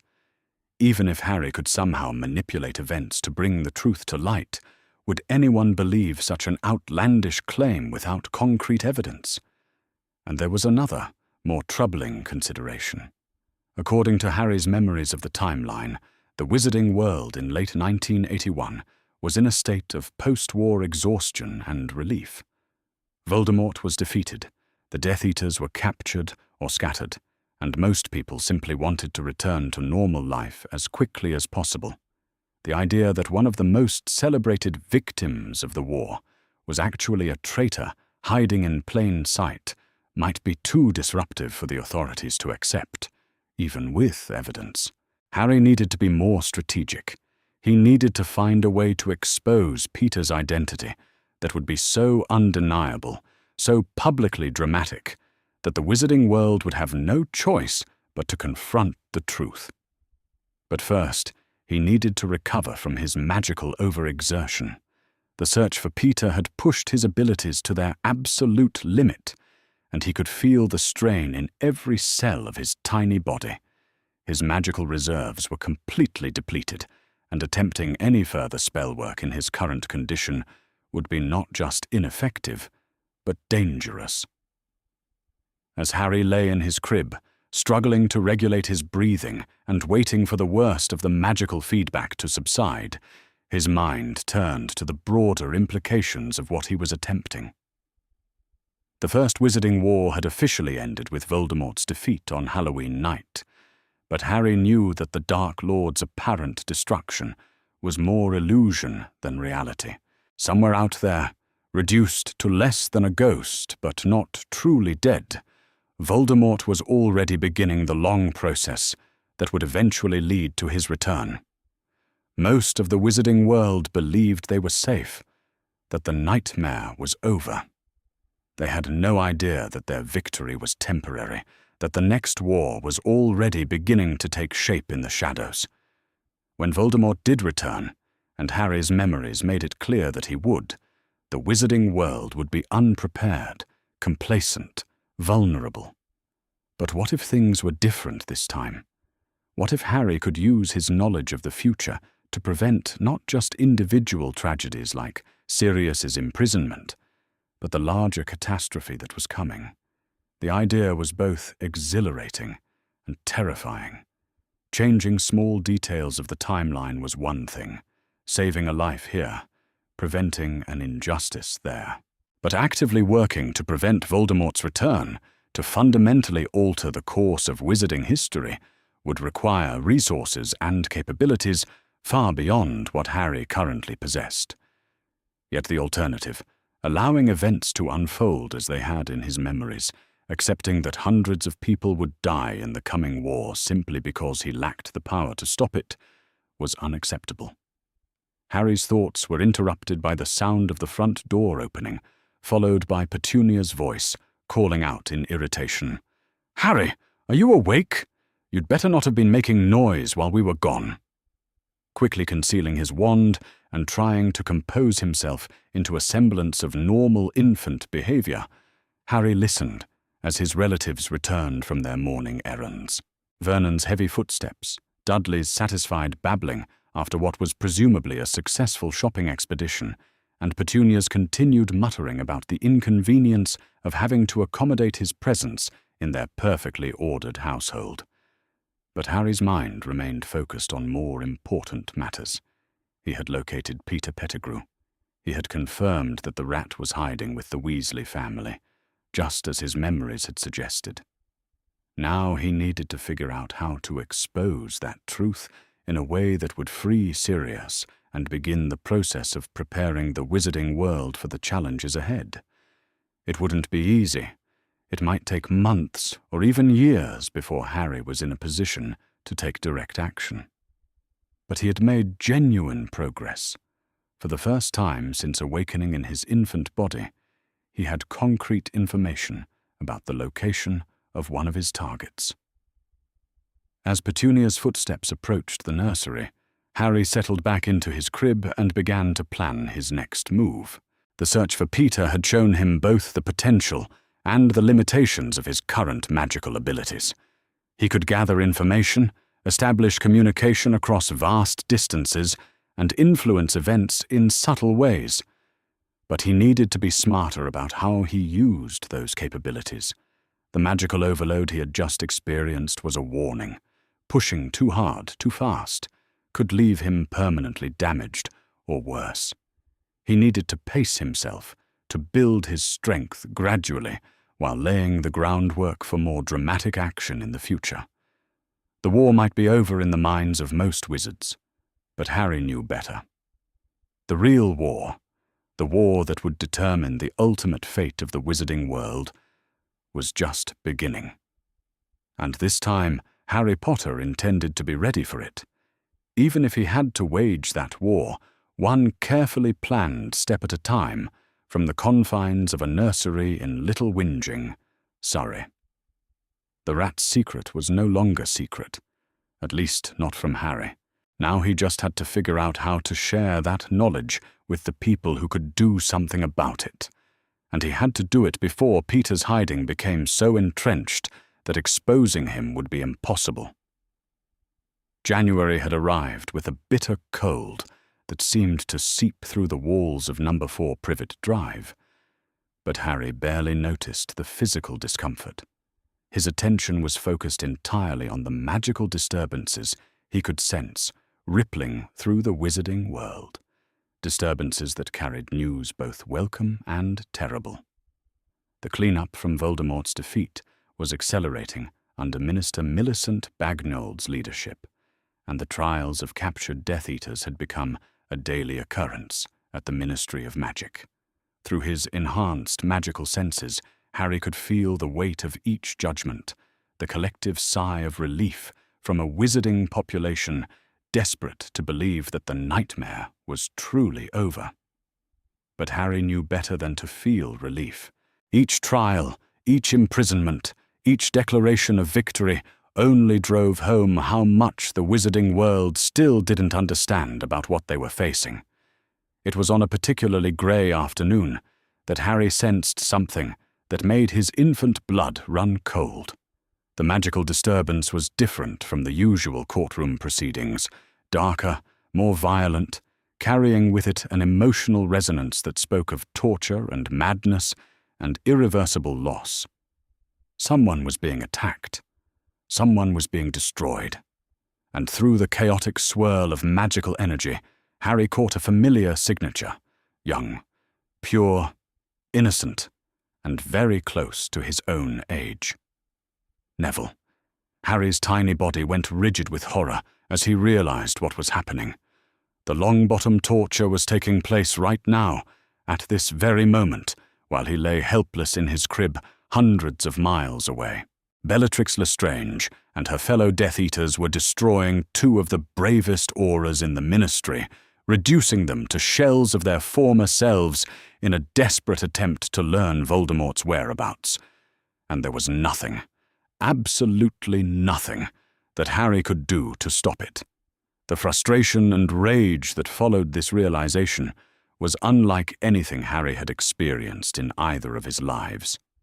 In his memories, the Longbottom torture had been a historical fact, a terrible tragedy that had happened before his time and contributed to Neville's difficult childhood.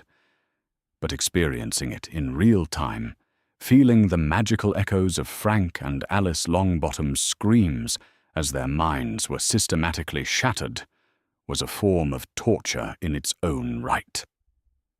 Without conscious thought, Harry reached for his hidden wand and began channeling magic with an intensity that dwarfed anything he had attempted before.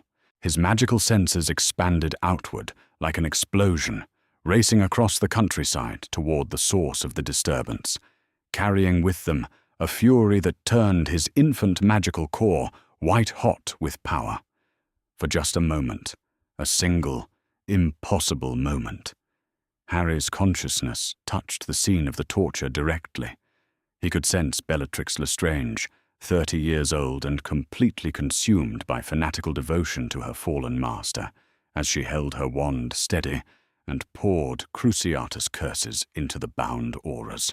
Her three companions, Rodolphus and Rabistan Lestrange, and a young man whose magical signature felt disturbingly familiar, stood by and watched as she worked. "Stop," Harry projected with every ounce of will he possessed. "Stop this. They don't know anything. Voldemort is gone. Stop."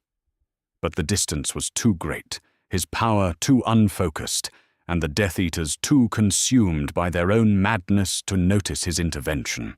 The torture continued, and Harry felt something inside Frank and Alice Longbottom break beyond any possibility of repair.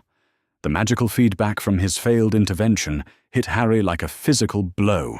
His infant nervous system, already strained beyond its limits, simply couldn't handle the intensity of emotion and power he had just channeled. Convulsions racked his tiny body, his vision went white with pain, and for several terrifying seconds, he couldn't breathe. When the episode finally passed, Harry lay gasping in his crib, tears streaming down his face, his magical core feeling as though it had been scraped raw. The worst part wasn't the physical pain, it was the knowledge that his intervention had failed completely. Frank and Alice Longbottom were gone, reduced to permanent residents of the closed ward at St. Mungo's Hospital, and Neville was now effectively an orphan, just as surely as Harry himself. But through his tears and rage, Harry forced himself to process what else he had sensed during that brief, terrible contact. Bellatrix Lestrange and her fellow Death Eaters had been arrested immediately after the attack. Ministry Aurors had arrived just moments too late to prevent the torture, but in time to capture the perpetrators. Within hours, they would all be on trial before the Wizengamot, and by the end of the week, they would be imprisoned in Azkaban for life. It was a victory of sorts, but a hollow one. Justice had been served, but the damage was already done. The Longbottoms would never recover. Neville would grow up without parents, and the wizarding world would have another set of martyrs to remember when they told themselves that the war was over. Harry's magical senses were still expanded from his failed intervention, and through them he could feel the broader reactions to the Longbottom attack rippling through the wizarding world. Minister Bagnold was furious, demanding swift justice and making public statements about the complete victory over Voldemort's forces.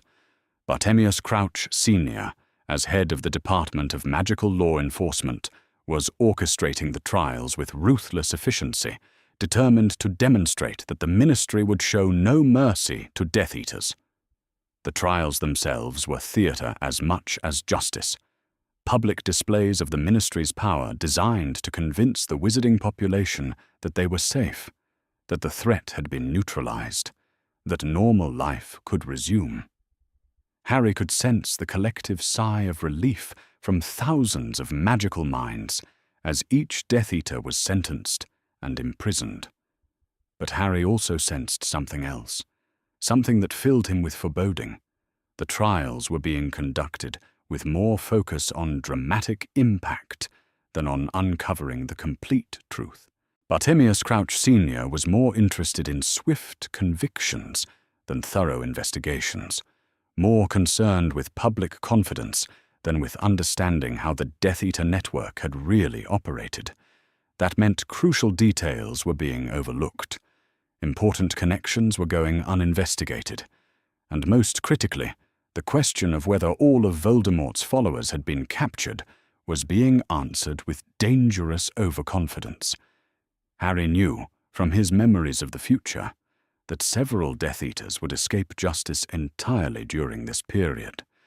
Some, like Lucius Malfoy, would claim to have been under the Imperious Curse and buy their way out of serious consequences. Others would simply flee the country or disappear entirely, only to return when Voldemort eventually regained his power. The wizarding world was making the same mistake that Muggle societies had made countless times throughout history. They were declaring victory too early, letting their relief override their caution, and failing to address the root causes that had made Voldemort's rise possible in the first place. As Harry lay in his crib, recovering from the magical overexertion and trying to process the horror of what he had witnessed, he found himself thinking about patterns and cycles. In his memories, Voldemort's return had been possible partly because the wizarding world had convinced itself that such a return was impossible. They had treated the Dark Lord's defeat as final rather than temporary, and they had dismantled many of the precautions and safeguards that might have prevented his resurrection. But what if things were different this time? What if Harry could use his knowledge not just to save individual lives, but to fundamentally alter the wizarding world's approach to the threat that Voldemort represented? The idea was ambitious to the point of impossibility, but Harry was beginning to understand that impossibility was a more flexible concept than most people realized. He was already accomplishing things that should have been impossible, using complex magic as an infant, communicating across vast distances, sensing events in real time across the breadth of magical Britain. Perhaps he could accomplish something even more impossible, preparing the wizarding world for a threat they didn't know was coming. It would require patience, strategic thinking, and a level of magical development that he was only beginning to achieve. But the foundation was already there. His expanding magical senses gave him access to information that no one else possessed. His knowledge of the future provided a roadmap for the challenges ahead, and most importantly, his unique position, a powerful wizard trapped in an infant's body, unknown to the authorities, free from the usual constraints of magical society, gave him opportunities for influence that simply didn't exist for anyone else. Harry's thoughts were interrupted by the sound of Vernon Dursley's voice bellowing from downstairs. "Petunia! There's something strange about that boy again. I can hear him making noise, and there's this feeling in the air, like before a thunderstorm." Harry quickly concealed his wand and tried to compose himself into a semblance of normal infant behavior. His magical outburst had been powerful enough to affect the local environment, and Vernon's limited Muggle senses had apparently detected something unusual. As Petunia's footsteps approached the nursery, Harry reflected on the events of the afternoon. The Longbottom torture was over, the perpetrators would soon be imprisoned, and the wizarding world would continue its march toward what it believed was permanent peace. But Harry had learned something crucial from his failed intervention. His growing magical power was becoming increasingly unstable, increasingly difficult to control, That instability was both a danger and an opportunity. If Harry couldn't learn to manage his expanding abilities, he risked exposure, magical feedback, or worse. But if he could harness that power, if he could learn to focus and direct it with precision, he might be able to accomplish far more than he had originally imagined. "What have you been up to?" Petunia demanded as she entered the nursery, her sharp eyes scanning the room for signs of disturbance.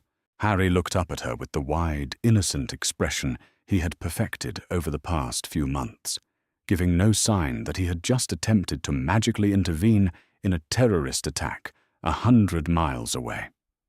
But behind that innocent facade, his mind was racing with new possibilities. The war might be ending in the minds of most wizards, but Harry was beginning to see how the next war might be prevented before it could truly begin. He just had to survive long enough to put those plans into action, and he had to learn to control the magical power that was growing stronger and more unstable with each passing day. The vision came to Harry in the dark hours before dawn, 3 days after he had sensed the broader magical disturbances of the Death Eater trials. It wasn't a gentle awakening or a gradual awareness. It was a sudden, violent intrusion into his consciousness that left him gasping and trembling in his crib. Images flashed through his mind with terrifying clarity. A modest house in the countryside, a family with an infant son enjoying what they believed to be the safety of peace, and 4 figures in dark robes approaching through the gathering dusk. The magical signatures of the attackers were unmistakable. Bellatrix Lestrange, her husband Rodolphus, his brother Rabastan, and a 4th person whose identity made Harry's infant heart clench with recognition and horror. The vision wasn't showing him something that had already happened. It was showing him something that was about to happen. The Longbottom attack was planned for tonight. Harry's tiny body went rigid with panic and determination. In Chapter 8, he had failed to intervene during the torture itself, arriving too late to prevent the permanent damage to Frank and Alice Longbottom's minds. But this vision was different. It was a warning, a chance to act before the tragedy occurred. Without hesitation, Harry reached for his hidden wand and began channeling magic with desperate intensity. He had perhaps hours, maybe less, before 4 Death Eaters would descend on the Longbottom home and destroy 2 brave Aurors in their search for information about Voldemort's whereabouts. If he could somehow alert the authorities, if he could find a way to warn the intended victims or summon help to their location, he might be able to prevent one of the war's most senseless tragedies. The challenge was enormous. Harry couldn't speak, couldn't write, couldn't travel, and couldn't risk revealing his true nature to the Dursleys or anyone else who might observe his actions. He needed to find a way to communicate urgent, complex information to magical law enforcement, using only his expanding but still unpredictable magical abilities. His first attempt was the most direct approach he could conceive, projecting a magical message directly into the minds of Ministry officials. Harry extended his consciousness through his scar, using it as a conduit to reach across the miles to the Department of Magical Law Enforcement, searching for the magical signature of Bartemius Crouch Sr. or other senior Aurors who might be able to respond to a warning. Finding Crouch's mind was easier than Harry had expected. The man's magical presence was distinctive, sharp and rigid, with an intensity that spoke of absolute dedication to justice. But transmitting a coherent warning proved far more difficult than Harry had anticipated. Danger, Harry projected with all the force he could muster. Longbottom family. Tonight. Death Eaters. 4 attackers. Bellatrix Lestrange. For a moment, Harry thought he had succeeded.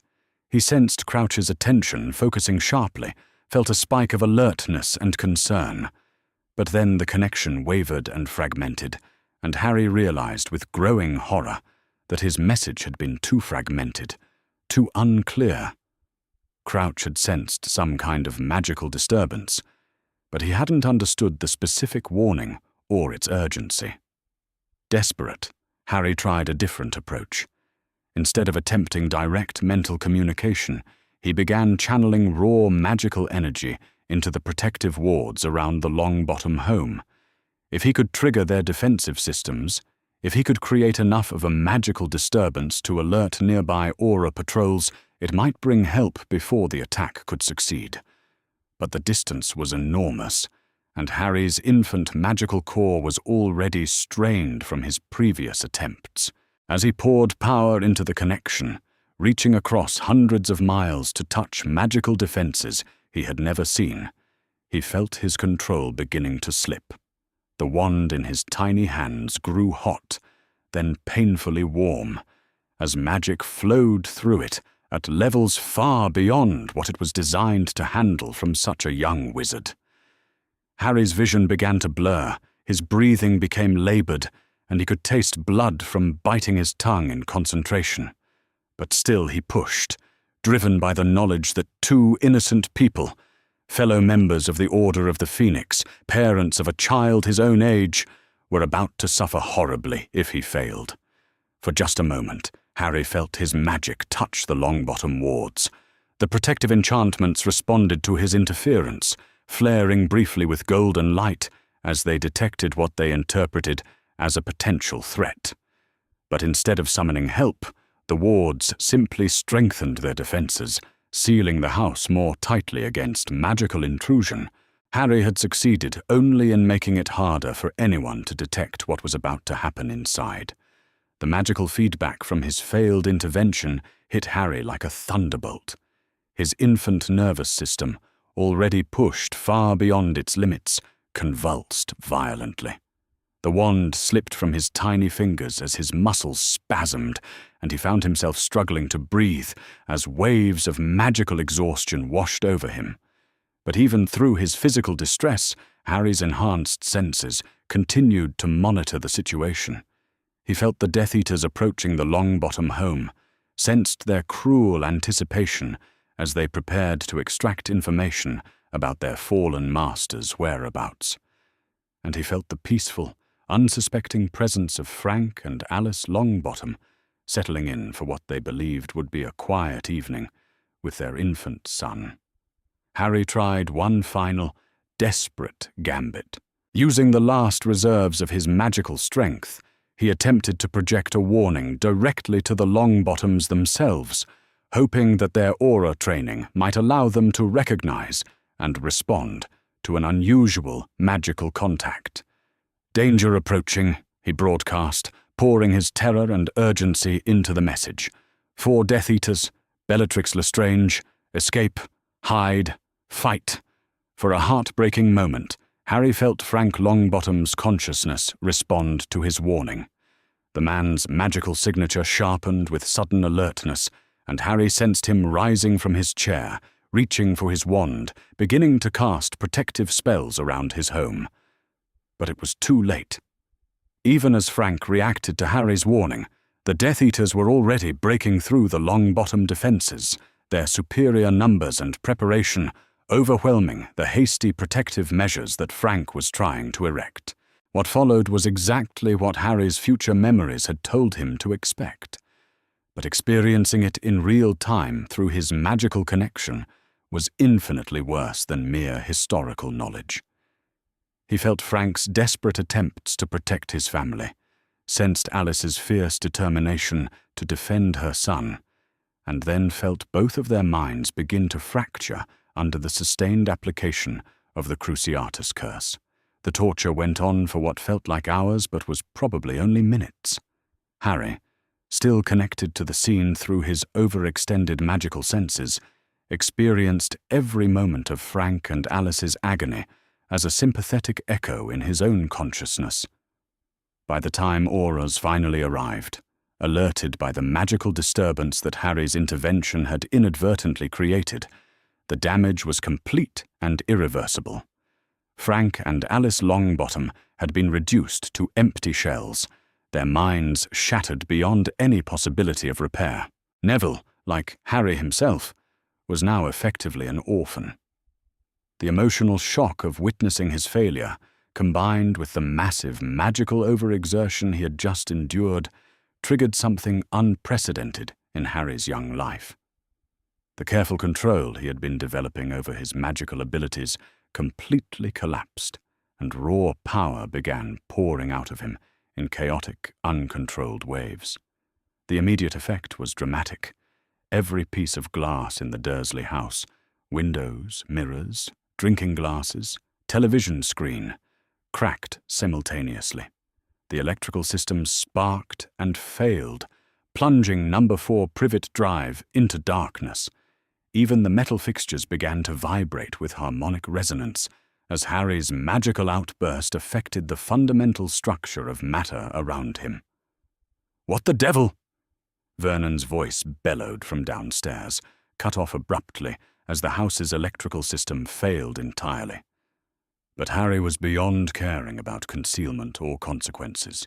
The failure to save Frank and Alice, the knowledge that his intervention had been not just ineffective, but possibly counterproductive, filled him with a grief and rage that his infant body simply couldn't contain. His magical core, already damaged from the excessive strain he had placed on it, began to fluctuate wildly. Power surged through him in unpredictable waves, each pulse affecting the environment in different ways. The temperature in his nursery dropped by 20 degrees, frost forming on the windows despite the January cold outside. Then it reversed, becoming stifling hot, paint beginning to peel from the walls. Through it all, Harry could hear the Dursleys shouting in confusion and fear, could sense their terror as their carefully ordered world descended into chaos around them. But their distress seemed distant and unimportant compared to the magnitude of his failure. Neville Longbottom would grow up without parents, just as Harry himself had. 2 of the wizarding world's most courageous defenders had been destroyed by fanatics who refused to accept that their cause was lost. And Harry, despite all his knowledge and power and desperate determination, had been unable to prevent any of it. The magical storm continued for nearly an hour before Harry's exhausted infant body finally collapsed into unconsciousness. When he awoke the next morning, the house was still dark. Repair crews were working to restore power to the entire street, and the Dursleys were speaking in hushed, frightened whispers about gas leaks and electrical surges and atmospheric disturbances. But Harry knew the truth. His magic was becoming increasingly unstable, increasingly difficult to control. The more he pushed his abilities, the more dangerous the consequences became, not just for himself, but for everyone around him. And yet, despite the catastrophic failure of his intervention, despite the physical and magical damage he had suffered, Harry found himself making a grim resolution. He couldn't continue trying to prevent tragedies through desperate, last-minute interventions. The magical cost was too high, the chances of success too low, and the risk of exposure too great. If he was going to change the future, if he was going to save the people who mattered, he needed to be more strategic. He needed to work within the system, not against it. He needed to build alliances, gather resources, and position himself for long-term success rather than dramatic gestures. Most importantly, he needed to accept that some tragedies might be unavoidable, at least until he was older and more capable. The Longbottoms were lost, but their sacrifice could still serve a purpose if Harry could learn from his failure and use that knowledge to prevent even greater disasters in the years to come. As the repair crews worked to restore electricity to Privet Drive, and the Dursleys tried to convince themselves that the previous night's chaos had been caused by natural phenomena, Harry lay in his crib and began to plan a different approach to changing the world. He would still save Sirius. He would still expose Peter Pettigrew. He would still prepare the wizarding world for Voldemort's eventual return. But he would do it through patience, through careful planning, and through building the foundation for future action rather than attempting to reshape events through raw magical force. The direct approach had failed catastrophically. It was time to try something more subtle, something that might actually work. February had brought a different kind of cold to Number 4 Privet Drive, not just the physical chill of late winter, but the lingering tension that seemed to permeate the house ever since Harry's catastrophic magical outburst during the Longbottom tragedy. The Dursleys had settled into a nervous routine of pretending that the electrical failures and property damage had been caused by faulty wiring, but Harry could sense their underlying fear whenever they looked in his direction. That fear wasn't entirely misplaced. Harry's magical abilities had indeed become more volatile since his failed intervention, but he had also learned to channel that volatility with greater precision. The devastating failure to save Frank and Alice Longbottom had taught him a crucial lesson. Dramatic gestures and desperate interventions were not the path to changing the future. Instead, he needed to work within the system, using subtlety and strategic thinking to achieve his goals, which was why he was currently focusing his attention on the ongoing Death Eater trials at the Ministry of Magic. Through his expanding magical senses, Harry had been monitoring the proceedings with growing fascination and frustration. Bartemius Crouch Sr., as head of the Department of Magical Law Enforcement, was conducting the trials with ruthless efficiency, determined to demonstrate the Ministry's decisive response to the threat of dark magic. But Harry could sense that Crouch's approach, while dramatically satisfying to the public, was missing crucial opportunities to uncover the full truth about Voldemort's network of supporters. The trials were theatre as much as justice, carefully orchestrated public proceedings designed to restore confidence in the Ministry's competence and authority. Each Death Eater was brought before the full Wizengamot, their crimes detailed in dramatic fashion, their sentences pronounced with stern finality. The message was clear. The war was over, the criminals had been captured, and normal life could resume. But Harry knew that several dangerous individuals were escaping justice entirely, either through claims of being under the Imperious Curse or simply by avoiding capture altogether. More frustratingly, the most innocent person involved, Sirius Black, remained imprisoned without even the pretense of a trial, while the real traitor continued to hide among the Weasley family. It was time for a more strategic intervention. Harry had spent the weeks since the Longbottom tragedy carefully studying his magical abilities, learning to focus his power with surgical precision rather than overwhelming force. The mysterious wand that had appeared in his crib continued to amplify his capabilities in ways he didn't fully understand, but he was beginning to appreciate its subtle responsiveness to intent and emotion.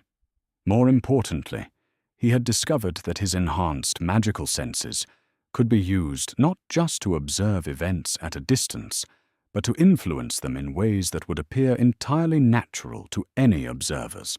The first test of his new approach came during the trial of Igor Karkaroff, a Death Eater who was attempting to bargain for his freedom by providing information about his former allies. Harry, monitoring the proceedings from his nursery in Surrey, could sense Karkaroff's desperate cunning as the man tried to balance revealing enough information to seem valuable while avoiding anything that might implicate truly dangerous figures who could retaliate against him later. Using his wand to focus his intent, Harry began subtly influencing the magical atmosphere around the courtroom. It was delicate work, requiring him to project specific thoughts and emotions into the minds of the Wizengamot members without them realizing they were being influenced. The goal wasn't to control their decisions directly, that would be too obvious and too morally questionable, but rather to enhance their natural instincts for justice and truth. The effect was immediate. Several Wizengamot members who had been prepared to accept Karkaroff's limited cooperation began pressing him for more detailed information. Questions that Karkaroff had hoped to avoid were asked with increasing persistence, And most importantly, when Karkaroff mentioned having heard rumors about other Death Eaters who had escaped capture, the court's attention focused on those claims with laser-like intensity. "There were others," Karkaroff said, his voice taking on a note of desperation as he realized his carefully prepared testimony was being pushed in directions he hadn't intended. Death Eaters who were never caught, never even suspected. Some of them claimed to have been under the Imperious curse, but I heard them speaking freely, making plans. Harry felt a surge of satisfaction as the court pressed Karkaroff for names, locations, and specific details about the escape networks that had allowed some Death Eaters to avoid justice. This was exactly the kind of information that the Ministry needed to conduct a thorough cleanup of Voldemort's remaining supporters. But Harry's most ambitious target was yet to come. 3 days later, as the trial of Bellatrix Lestrange and her co-conspirators was beginning, Harry prepared to attempt something that would require every ounce of his growing magical sophistication. The goal was to plant evidence, subtle, undetectable evidence, that would point the Ministry's investigation toward Peter Pettigrew's true identity and location. The challenge was enormous. Harry couldn't simply create false memories or forge documents. Such crude interventions would be easily detected by the Ministry's security measures. Instead, he needed to enhance existing evidence, to help investigators notice details they had overlooked, and to encourage them to ask the right questions. As Bellatrix Lestrange stood before the Wizengamot, her face twisted with defiant fanaticism as she proclaimed her loyalty to Voldemort, Harry began weaving a complex magical working that stretched the limits of his abilities. Using his scar as a conduit and his wand as a focus, he reached into the magical records of the investigation, touching the stored memories and testimonies that formed the foundation of the cases against the accused. In the memory of a witness who had seen Peter Pettigrew's apparent death, Harry subtly enhanced details that suggested the explosion had been too controlled, too precisely aimed to be the desperate act of a cornered victim. In the testimony of an Auror who had arrived at the scene, he highlighted inconsistencies in the evidence: the lack of a complete body, the convenient placement of the severed finger, the way Peter's final words had seemed calculated to implicate Sirius. Most importantly, Harry began weaving connections between the Death Eater network and the information that Peter would have needed to successfully frame Sirius. The betrayal of the Potters had required intimate knowledge of their security arrangements, their friendships, their plans. Only someone very close to them could have provided the level of detail that Voldemort had clearly possessed. The magical working required tremendous concentration and left Harry physically exhausted, but he could sense its effects rippling through the investigation. Suddenly, Aurors who had been satisfied with the official explanation of Peter's death were asking new questions. Ministry researchers were reviewing evidence with fresh eyes, and most encouragingly, several investigators were beginning to express private doubts about the completeness of their understanding of the Potter betrayal. But Harry's interventions had an unintended consequence that filled him with growing alarm. As he channeled increasingly sophisticated magic across vast distances, his unique magical signature was beginning to register on the sensitive detection instruments that the Ministry used to monitor for unusual magical activity. Harry had assumed that his infant status would provide natural camouflage. After all, who would expect complex spell work from a 1-year-old child? But the sheer power and precision of his interventions were creating ripples in the magical field that were impossible to ignore entirely. The first sign of trouble came during a routine monitoring sweep conducted by the Department for Regulation and Control of Magical Creatures.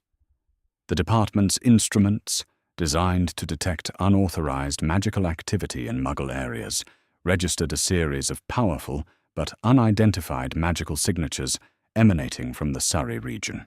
The readings were puzzling, too sophisticated for accidental magic from an untrained wizard. but with an underlying signature that suggested extreme youth. Harry felt the investigation team's attention focus on his general area, and he quickly scaled back his magical activities, limiting himself to passive observation rather than active intervention. But the damage had already been done. The Ministry was now aware that someone in Surrey was performing advanced magic without authorization, and it was only a matter of time before they began a systematic search to identify the source. Even more troubling was the response from the protective wards around Privet Drive. Dumbledore's defensive enchantments, designed to monitor threats to Harry's safety, had begun registering the magical disturbances created by Harry's own activities. The irony wasn't lost on him. The very protections meant to keep him safe were now flagging him as a potential security risk. Through his expanded magical senses, Harry could feel Dumbledore's attention turning toward Privet Drive with increasing frequency. The headmaster wasn't yet aware that Harry himself was the source of the anomalous readings, but he was clearly concerned about the magical disturbances occurring so close to his supposedly safe and secretive ward. The situation was becoming untenable. Harry's interventions in the Death Eater trials had achieved some success. The investigation was asking better questions, overlooking fewer details, and slowly building a more complete picture of Voldemort's network. But the cost was exposure, and exposure would mean the end of his unique advantages. As Harry lay in his crib during the long February nights, he found himself facing a strategic dilemma that had no easy resolution. He could continue his subtle interventions in the Ministry's investigations, risking discovery, but potentially achieving significant progress toward freeing Sirius and exposing Peter. Or he could withdraw entirely, preserving his secrecy, but allowing injustices to continue unchallenged. The decision was made for him on a grey morning in late February, when Harry's enhanced senses detected a new presence observing Privet Drive from a distance. The magical signature was familiar and unmistakable. Professor McGonagall, in her cat form, had returned to monitor the Dursley household. But this wasn't the casual observation that had preceded his placement with the family. McGonagall's attention was focused and intent, her magical senses actively probing for signs of the unusual activity that the Ministry's instruments had detected. She was here as an investigator, not a guardian. Harry realized with crystal clarity that his time as an unknown quantity was rapidly coming to an end. Soon, perhaps within days, his true nature would be discovered, and everything he had been working toward would be at risk. But perhaps that wasn't entirely a bad thing. Harry's memories of the future had always been shaped by the assumption that he would remain powerless and ignorant until his 11th birthday. But what if that assumption was wrong? What if there were advantages to being discovered by the right people, in the right circumstances, with the right preparation? As McGonagall settled into her watch position, Harry began to consider a new and radically different approach to his situation. Instead of hiding his abilities and working in secret, what if he chose his own moment of revelation? What if he could control the circumstances of his discovery, ensuring that the truth came out in a way that served his larger purposes? The idea was audacious and risky, but it offered possibilities that secrecy could never provide. If Harry could convince Dumbledore and the other leaders of the wizarding world that he retained memories of the future, if he could prove his claims with knowledge that no infant should possess, he might be able to influence events on a scale that subtle manipulation could never achieve. It would mean giving up the advantages of operating in secret, but it might also mean gaining the resources and authority he needed to prevent the larger catastrophes that were coming. As the morning light filtered through his nursery window and McGonagall continued her patient observation, Harry began to plan the most important performance of either of his lives, the revelation that would either change everything or destroy everything he had been working toward. The department's investigation had shown him both the potential and the limitations of working within the system from the outside. Perhaps it was time to try working within the system from the inside. The arrival of Albus Dumbledore at Privet Drive was as dramatic and understated as Harry remembered from his future years. One moment the street was empty, save for McGonagall in her cat form, maintaining her careful watch from the garden wall. The next, a tall figure in midnight blue robes stood beside her, as though he had simply stepped out of the evening air itself. Harry felt Dumbledore's presence like a warm weight settling over the neighborhood, his magical signature immediately recognizable despite the century of age and power that separated this version of the headmaster from the one in Harry's memories. Even at 100 years old, Dumbledore moved with fluid grace as he approached number 4, his long silver hair and beard catching the late afternoon light, his half-moon spectacles glinting with quiet authority. From his crib in the upstairs nursery, Harry could sense the conversation taking place on the street below, his enhanced magical abilities allowing him to monitor every word, despite the physical barriers between them. "Minerva," Dumbledore said softly, his voice carrying the familiar warmth and gravity that Harry remembered so well. "Your concerns about the magical disturbances appear to have been well-founded." McGonagall transformed from her cat form with fluid precision, her square spectacles and stern expression immediately focusing on the house behind them. At 46, she was already the formidable witch Harry remembered from his school years, though perhaps not quite as severe as she would become with time and experience. "The readings are unmistakable, Albus," she said, her voice crisp with professional concern. "Complex magic, performed repeatedly, centered on this location. But the magical signature suggests—" She paused, clearly struggling with the implications of her own observations. "Suggests extreme youth," Dumbledore finished gently. "Yes, I have reviewed the Ministry's detection reports myself. Most curious indeed." Harry lay very still in his crib, his tiny heart racing with anticipation and apprehension. This was the moment he had been preparing for since his decision in Chapter 10 to consider voluntary revelation. McGonagall and Dumbledore were here to investigate the magical anomalies his activities had created, and Harry had perhaps minutes to decide whether to continue hiding his true nature or to take the enormous risk of revealing himself to them. "Could it be some form of accidental magic?" McGonagall asked, though her tone suggested she already knew the answer was no. "Perhaps triggered by the trauma of his parents' deaths. Accidental magic of this sophistication," Dumbledore's voice carried a note of gentle skepticism. "Creating focused illusions, influencing Ministry investigations from a distance, projecting consciousness across hundreds of miles. No, my dear Minerva. What we are detecting suggests deliberate intent and considerable skill." Harry felt a chill of recognition. Dumbledore had already deduced far more than Harry had realized, connecting the magical disturbances not just to Harry's location, but to specific activities that should have been untraceable. The old wizard's perception and analytical abilities were clearly as formidable as Harry remembered. "Then what are you suggesting?" McGonagall asked, though Harry could sense her growing unease with the direction of the conversation. "I am suggesting," Dumbledore said carefully, "that young Harry Potter may be considerably more than he appears." There was a long pause, during which Harry could feel both adults' magical attention focusing on the house with laser-like intensity.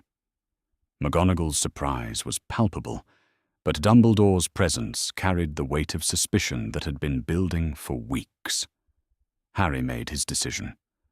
Working with the careful precision he had developed over months of practice, Harry began channeling magic through his hidden wand. But instead of the subtle, concealed spellwork he had been using for his investigations, he deliberately created a display that would be impossible to ignore or misinterpret. Light began to emanate from the nursery window, not the harsh glare of electric illumination, but the warm, golden radiance that Harry associated with powerful protective magic. The light pulsed gently, rhythmically, in a pattern that any trained wizard would recognize as deliberate communication. 3 short pulses, 3 long pulses, 3 short pulses. Even in the wizarding world, some forms of communication were universal. Harry felt McGonagall's sharp intake of breath, sensed Dumbledore's immediate and complete attention. The message was unmistakable. The source of the magical disturbances was not only aware of their presence, but was actively trying to communicate with them. "Dear Merlin," McGonagall whispered, "he knows we're here." "Indeed he does," Dumbledore replied, his voice carrying a mixture of fascination and deep concern. "And unless I am very much mistaken, he has been waiting for us." Harry continued the light display for several more minutes, varying the pattern to demonstrate his control and intent. Then, with careful deliberation, he allowed the glow to fade back to normal levels, leaving only the faintest trace of magic around the nursery window. "We need to go in," McGonagall said, her professional composure warring with obvious bewilderment. "If Harry is somehow... if he's aware of his surroundings in a way that defies normal magical development, then we must indeed investigate," Dumbledore agreed. "But carefully, Minerva. Very carefully indeed." Harry heard their footsteps approaching the front door, followed by the soft sound of advanced unlocking charms being applied to the Dursley house's security measures. Within moments, they would be upstairs, and Harry would face the most important conversation of either of his lives. The Dursleys, fortunately, were out for the evening, Vernon at a company dinner, Petunia visiting her sister with baby Dudley. Harry had been aware of their absence for hours, and it had factored into his decision to reveal himself tonight. Whatever happened with Dumbledore and McGonagall, it would be better to handle it without the complications that the Dursleys' presence would inevitably create. Harry heard their footsteps on the stairs, sensed their magical presence growing stronger as they approached his nursery. McGonagall was radiating professional concern, mixed with deep curiosity, while Dumbledore's emotions were more complex: fascination, wariness, and something that might have been recognition. The nursery door opened slowly, and Harry found himself looking up at 2 of the most powerful witches and wizards in Britain. McGonagall entered first, her stern features softened by obvious concern as she approached his crib. Dumbledore followed, his blue eyes immediately focusing on Harry with an intensity that suggested he was seeing far more than a simple infant. "Hello, Harry," Dumbledore said softly, his voice carrying the same gentle warmth Harry remembered from their future encounters. "I believe you have been trying to get our attention." Harry looked up at them both, his infant features as serious and focused as his limited motor control would allow. Then, with careful deliberation, he reached under his blanket and withdrew the mysterious wand that had been his secret weapon for the past 4 months. McGonagall's gasp was audible. Even Dumbledore's carefully controlled expression shifted to one of open amazement as Harry held the wand steady in his tiny hands, its wood gleaming with barely contained magic. "Most extraordinary," Dumbledore murmured, leaning closer to study both Harry and the wand with scientific fascination. "Minerva, are you familiar with any documented cases of infant magical development approaching this level of sophistication?" "None," McGonagall replied, her voice barely above a whisper. "This defies every principle of magical maturation we understand. Children his age should barely be capable of accidental magic, let alone..." She gestured helplessly at the wand in Harry's hands, at the obvious evidence of deliberate magical control. Harry knew this was the moment of maximum risk. Everything he had been working toward for the past 4 months depended on how he handled the next few minutes. He could retreat into normal infant behavior, hide the wand, and hope that Dumbledore and McGonagall would dismiss what they had seen as some kind of anomaly. Or he could take the ultimate leap of faith and trust them with the impossible truth. Looking directly into Dumbledore's remarkable blue eyes, Harry began to channel magic through the wand with precision that left no room for misinterpretation. Light flowed from the tip in complex patterns, forming recognizable shapes in the air above his crib. First, a stag, his father's Patronus, then a doe, his mother's. Finally, a phoenix, rising and falling in a cycle that any wizard of Dumbledore's generation would recognize as the symbol of rebirth and renewal. But Harry wasn't finished. With tremendous effort, he began shaping the light into more specific forms, images from his future memories: the sorting hat, the golden snitch, the outline of Hogwarts Castle itself. Each image was precise, detailed, unmistakably accurate to anyone who had spent time in the magical world. The effect on his audience was immediate and profound. McGonagall sank into the room's single chair, her professional composure completely overwhelmed by the impossibility of what she was witnessing. Dumbledore, meanwhile, leaned forward with an expression of intense fascination, his analytical mind clearly racing to process the implications of Harry's demonstration. "Remarkable," Dumbledore said quietly. "Not just advanced magical control, but specific knowledge of forms and symbols that no infant should possess. Unless—" He paused, his eyes widening with sudden understanding. "Unless this is not truly an infant at all, but something far more extraordinary." Harry allowed the magical images to fade, then looked up at Dumbledore with as much direct, intelligent focus as his infant features could convey. Then, with careful deliberation, he nodded. The gesture was unmistakable in its intent and meaning.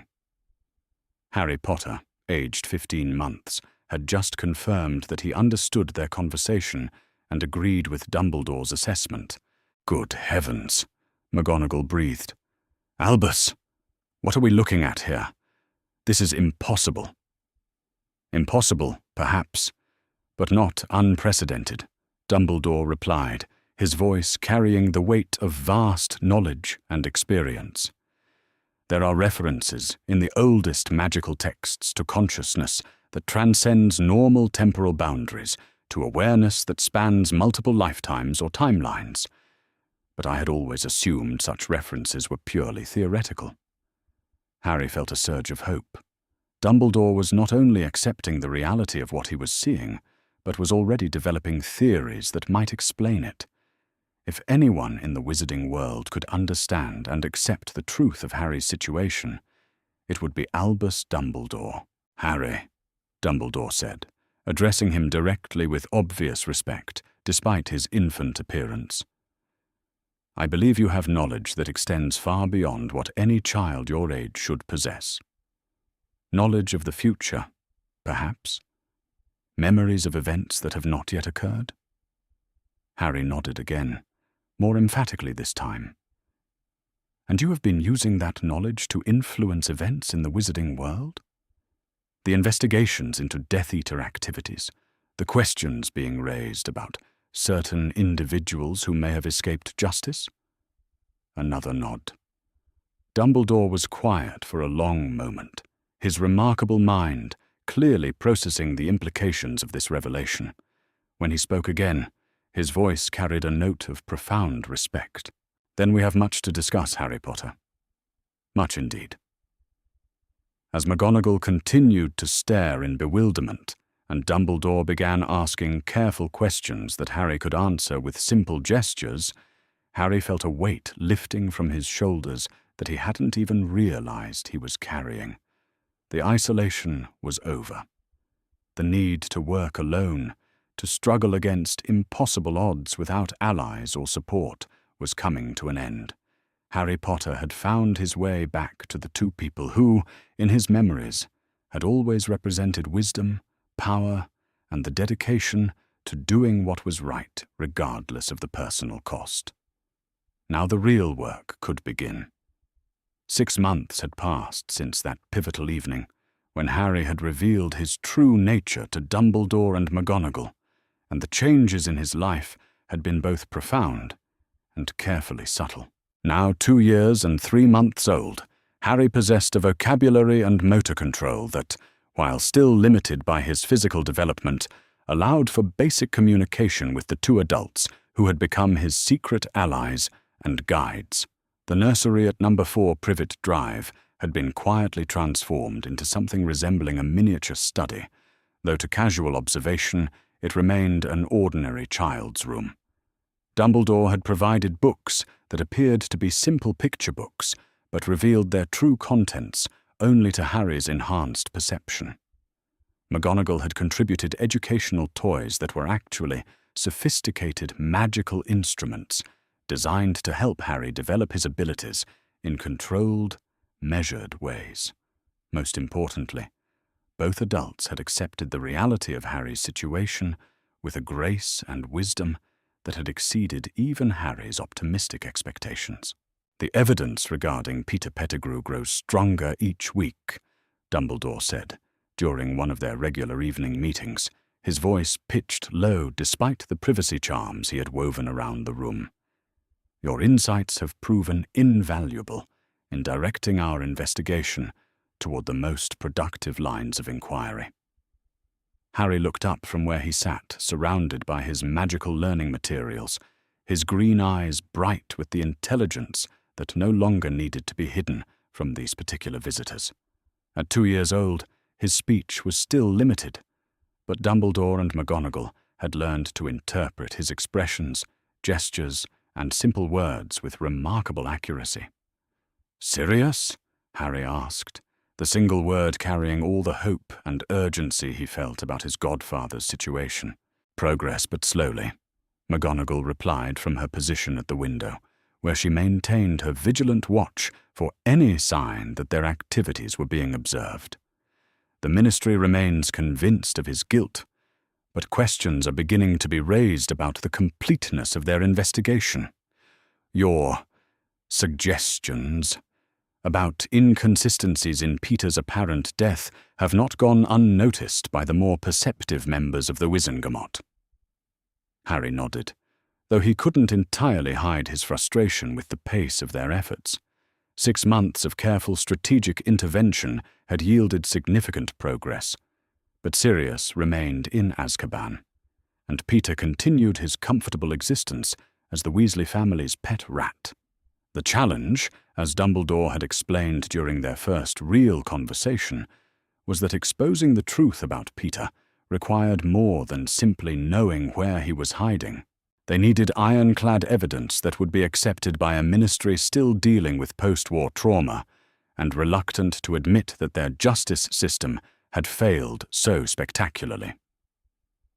"We have identified several promising approaches," Dumbledore continued, settling into the room's enlarged chair with the careful movements of a man who had recently celebrated his 101st birthday.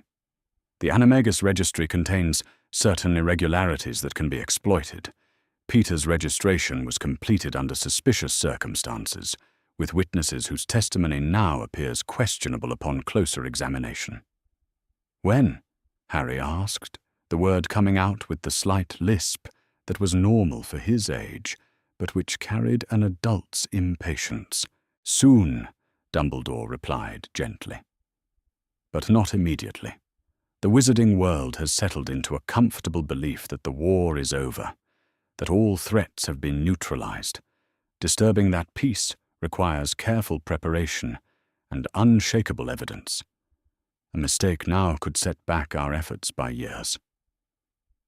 Harry understood the logic, but understanding didn't make the waiting any easier. In his memories, Sirius had spent 12 years in Azkaban before the truth was revealed. Even reducing that sentence by half would be a victory, but Harry found himself hoping for something far more dramatic. "Your magical development has been remarkable," McGonagall observed, changing the subject to one of their regular topics of discussion. The control you've achieved over your abilities far exceeds anything we might normally expect from a child your age." Harry smiled at the compliment, though he knew his progress was built on a foundation that his teachers could only partially understand. His adult knowledge provided shortcuts and insights that allowed him to grasp magical concepts that would normally require years of study and experience. However, McGonagall continued with the stern tone Harry remembered so well from his future classes, "We must be extremely careful not to push too hard, too fast. Your magical core is still developing, and the strain of advanced spell work could cause permanent damage if we're not cautious." It was a concern that had become increasingly relevant as Harry's abilities continued to expand. The mysterious wand that had appeared in his crib continued to amplify his power in ways that sometimes frightened even him. More than once, his magical experiments had produced effects far beyond what he had intended, requiring Dumbledore's intervention to contain the energy before it could cause lasting damage. "Speaking of development," Dumbledore said with a slight smile, "I believe it's time we addressed the question of your formal education." Harry's attention sharpened immediately. This was a topic that had been hovering around the edges of their conversations for weeks, but Dumbledore had been reluctant to discuss it in detail until now. "Obviously, Hogwarts remains many years in your future," Dumbledore continued, "but your unique circumstances require an approach to learning that conventional methods cannot provide. Professor McGonagall and I have been developing a curriculum that will allow you to progress at your own pace while maintaining the appearance of normal childhood development. The challenge," McGonagall added, "is ensuring that your knowledge and abilities remain hidden from those who might seek to exploit them." "Your situation is unprecedented, Harry. There are those in the wizarding world who would view you as a weapon to be controlled or a threat to be eliminated if they understood the true extent of your capabilities." Harry nodded solemnly. It was a concern that had occurred to him many times during the past months. His unique combination of adult knowledge and infant appearance made him potentially invaluable to various factions within the wizarding world, but also incredibly vulnerable if his secret became widely known. "For now," Dumbledore said, "your education will continue under our direct guidance. Professor McGonagall will provide instruction in transfiguration theory and practice, while I will focus on defense against the dark arts and the more esoteric branches of magical study. When you're older and better able to maintain your own secrecy, we may consider introducing other teachers." "What about—" Harry paused, struggling with both the pronunciation and the complex emotions surrounding his question. "What about the bad things? The things that will happen?" It was the question that haunted him most. His memories contained knowledge of tragedies, deaths and disasters that were still years in the future. Some, like Voldemort's eventual return, seemed almost inevitable, given the forces already in motion. Others might be preventable with the right preparation and intervention. Dumbledore's expression grew grave, his blue eyes reflecting the weight of the knowledge Harry had shared with him over the past months. "Some tragedies may indeed be unavoidable, Harry. The future you remember was shaped by countless individual choices and circumstances that we cannot fully control or predict. But others—" He paused, his voice taking on a note of quiet determination. "Others may be prevented, or at least mitigated, if we prepare properly and act wisely. We've already begun laying the groundwork for several long-term initiatives," McGonagall added, "strengthening the defensive measures around Hogwarts, improving coordination between the Ministry and other magical institutions, ensuring that the lessons of the recent war are not forgotten as quickly as some would prefer." Harry felt a surge of gratitude and relief. This was exactly what he had hoped for when he made the decision to reveal himself to Dumbledore. Not just help with immediate problems like Sirius's imprisonment, but genuine preparation for the larger challenges that lay ahead. Your greatest contribution may not be in preventing specific tragedies, Dumbledore continued, but in ensuring that the wizarding world is better prepared to face them when they occur. Knowledge is power, Harry, but wisdom is knowing how to use that power responsibly. As their meeting continued, Harry found himself reflecting on how much had changed since that terrible night when he had awakened in his infant body with the memories of his 11-year-old self intact. The desperate isolation, the crushing sense of helplessness, the terrible burden of knowledge without the ability to act, all of that was now behind him. He still faced enormous challenges. Sirius remained imprisoned. Peter remained free. And Voldemort, though defeated, was not destroyed. The larger threats that Harry remembered from his future were still approaching, still needed to be addressed. But now he had allies, guidance, and a plan for moving forward. Most importantly, he had hope. "There is one final matter we must discuss," Dumbledore said, as the evening drew to a close. "The question of your emotional well-being." Harry looked up at him curiously. "You have been carrying burdens that no child should bear," Dumbledore continued gently. "Knowledge of death, tragedy, and loss that would challenge the emotional resilience of adults far older and more experienced than yourself. It is crucial that we not lose sight of the fact that, regardless of your memories and abilities, you are still a child who deserves the chance to experience joy, wonder, and the simple pleasures of growing up." The kindness in Dumbledore's voice brought unexpected tears to Harry's eyes. In all his planning and preparation, in all his focus on changing the future and preventing tragedies, he had sometimes forgotten that his teachers saw not just a valuable ally or a powerful weapon, but a child who needed protection and care. "We will continue to work together toward our shared goals," McGonagall said softly. "But we will also ensure that you have opportunities to simply be a child. To play, to learn, to make mistakes without the weight of the world on your shoulders." As Dumbledore and McGonagall prepared to leave, as the privacy charms were quietly dissolved and the nursery returned to its mundane appearance, Harry felt a profound sense of peace that he hadn't experienced since awakening in this strange new life. The future was still uncertain. There would be setbacks, failures, and tragedies that couldn't be prevented. But for the first time since Halloween, 1981, Harry Potter felt truly optimistic about what lay ahead. He was no longer alone. He had allies who understood his situation and shared his goals. He had a plan for moving forward that balanced ambition with caution, hope with realism. Most importantly, he had time, years to prepare, to learn, to build the foundation for the changes he wanted to make in the world. As Harry settled back into his crib, surrounded by the magical learning tools that would help shape his development, he thought about Sirius, alone in his cell in Azkaban, but no longer forgotten. He thought about Peter, comfortable in his hiding place but no longer safe from discovery.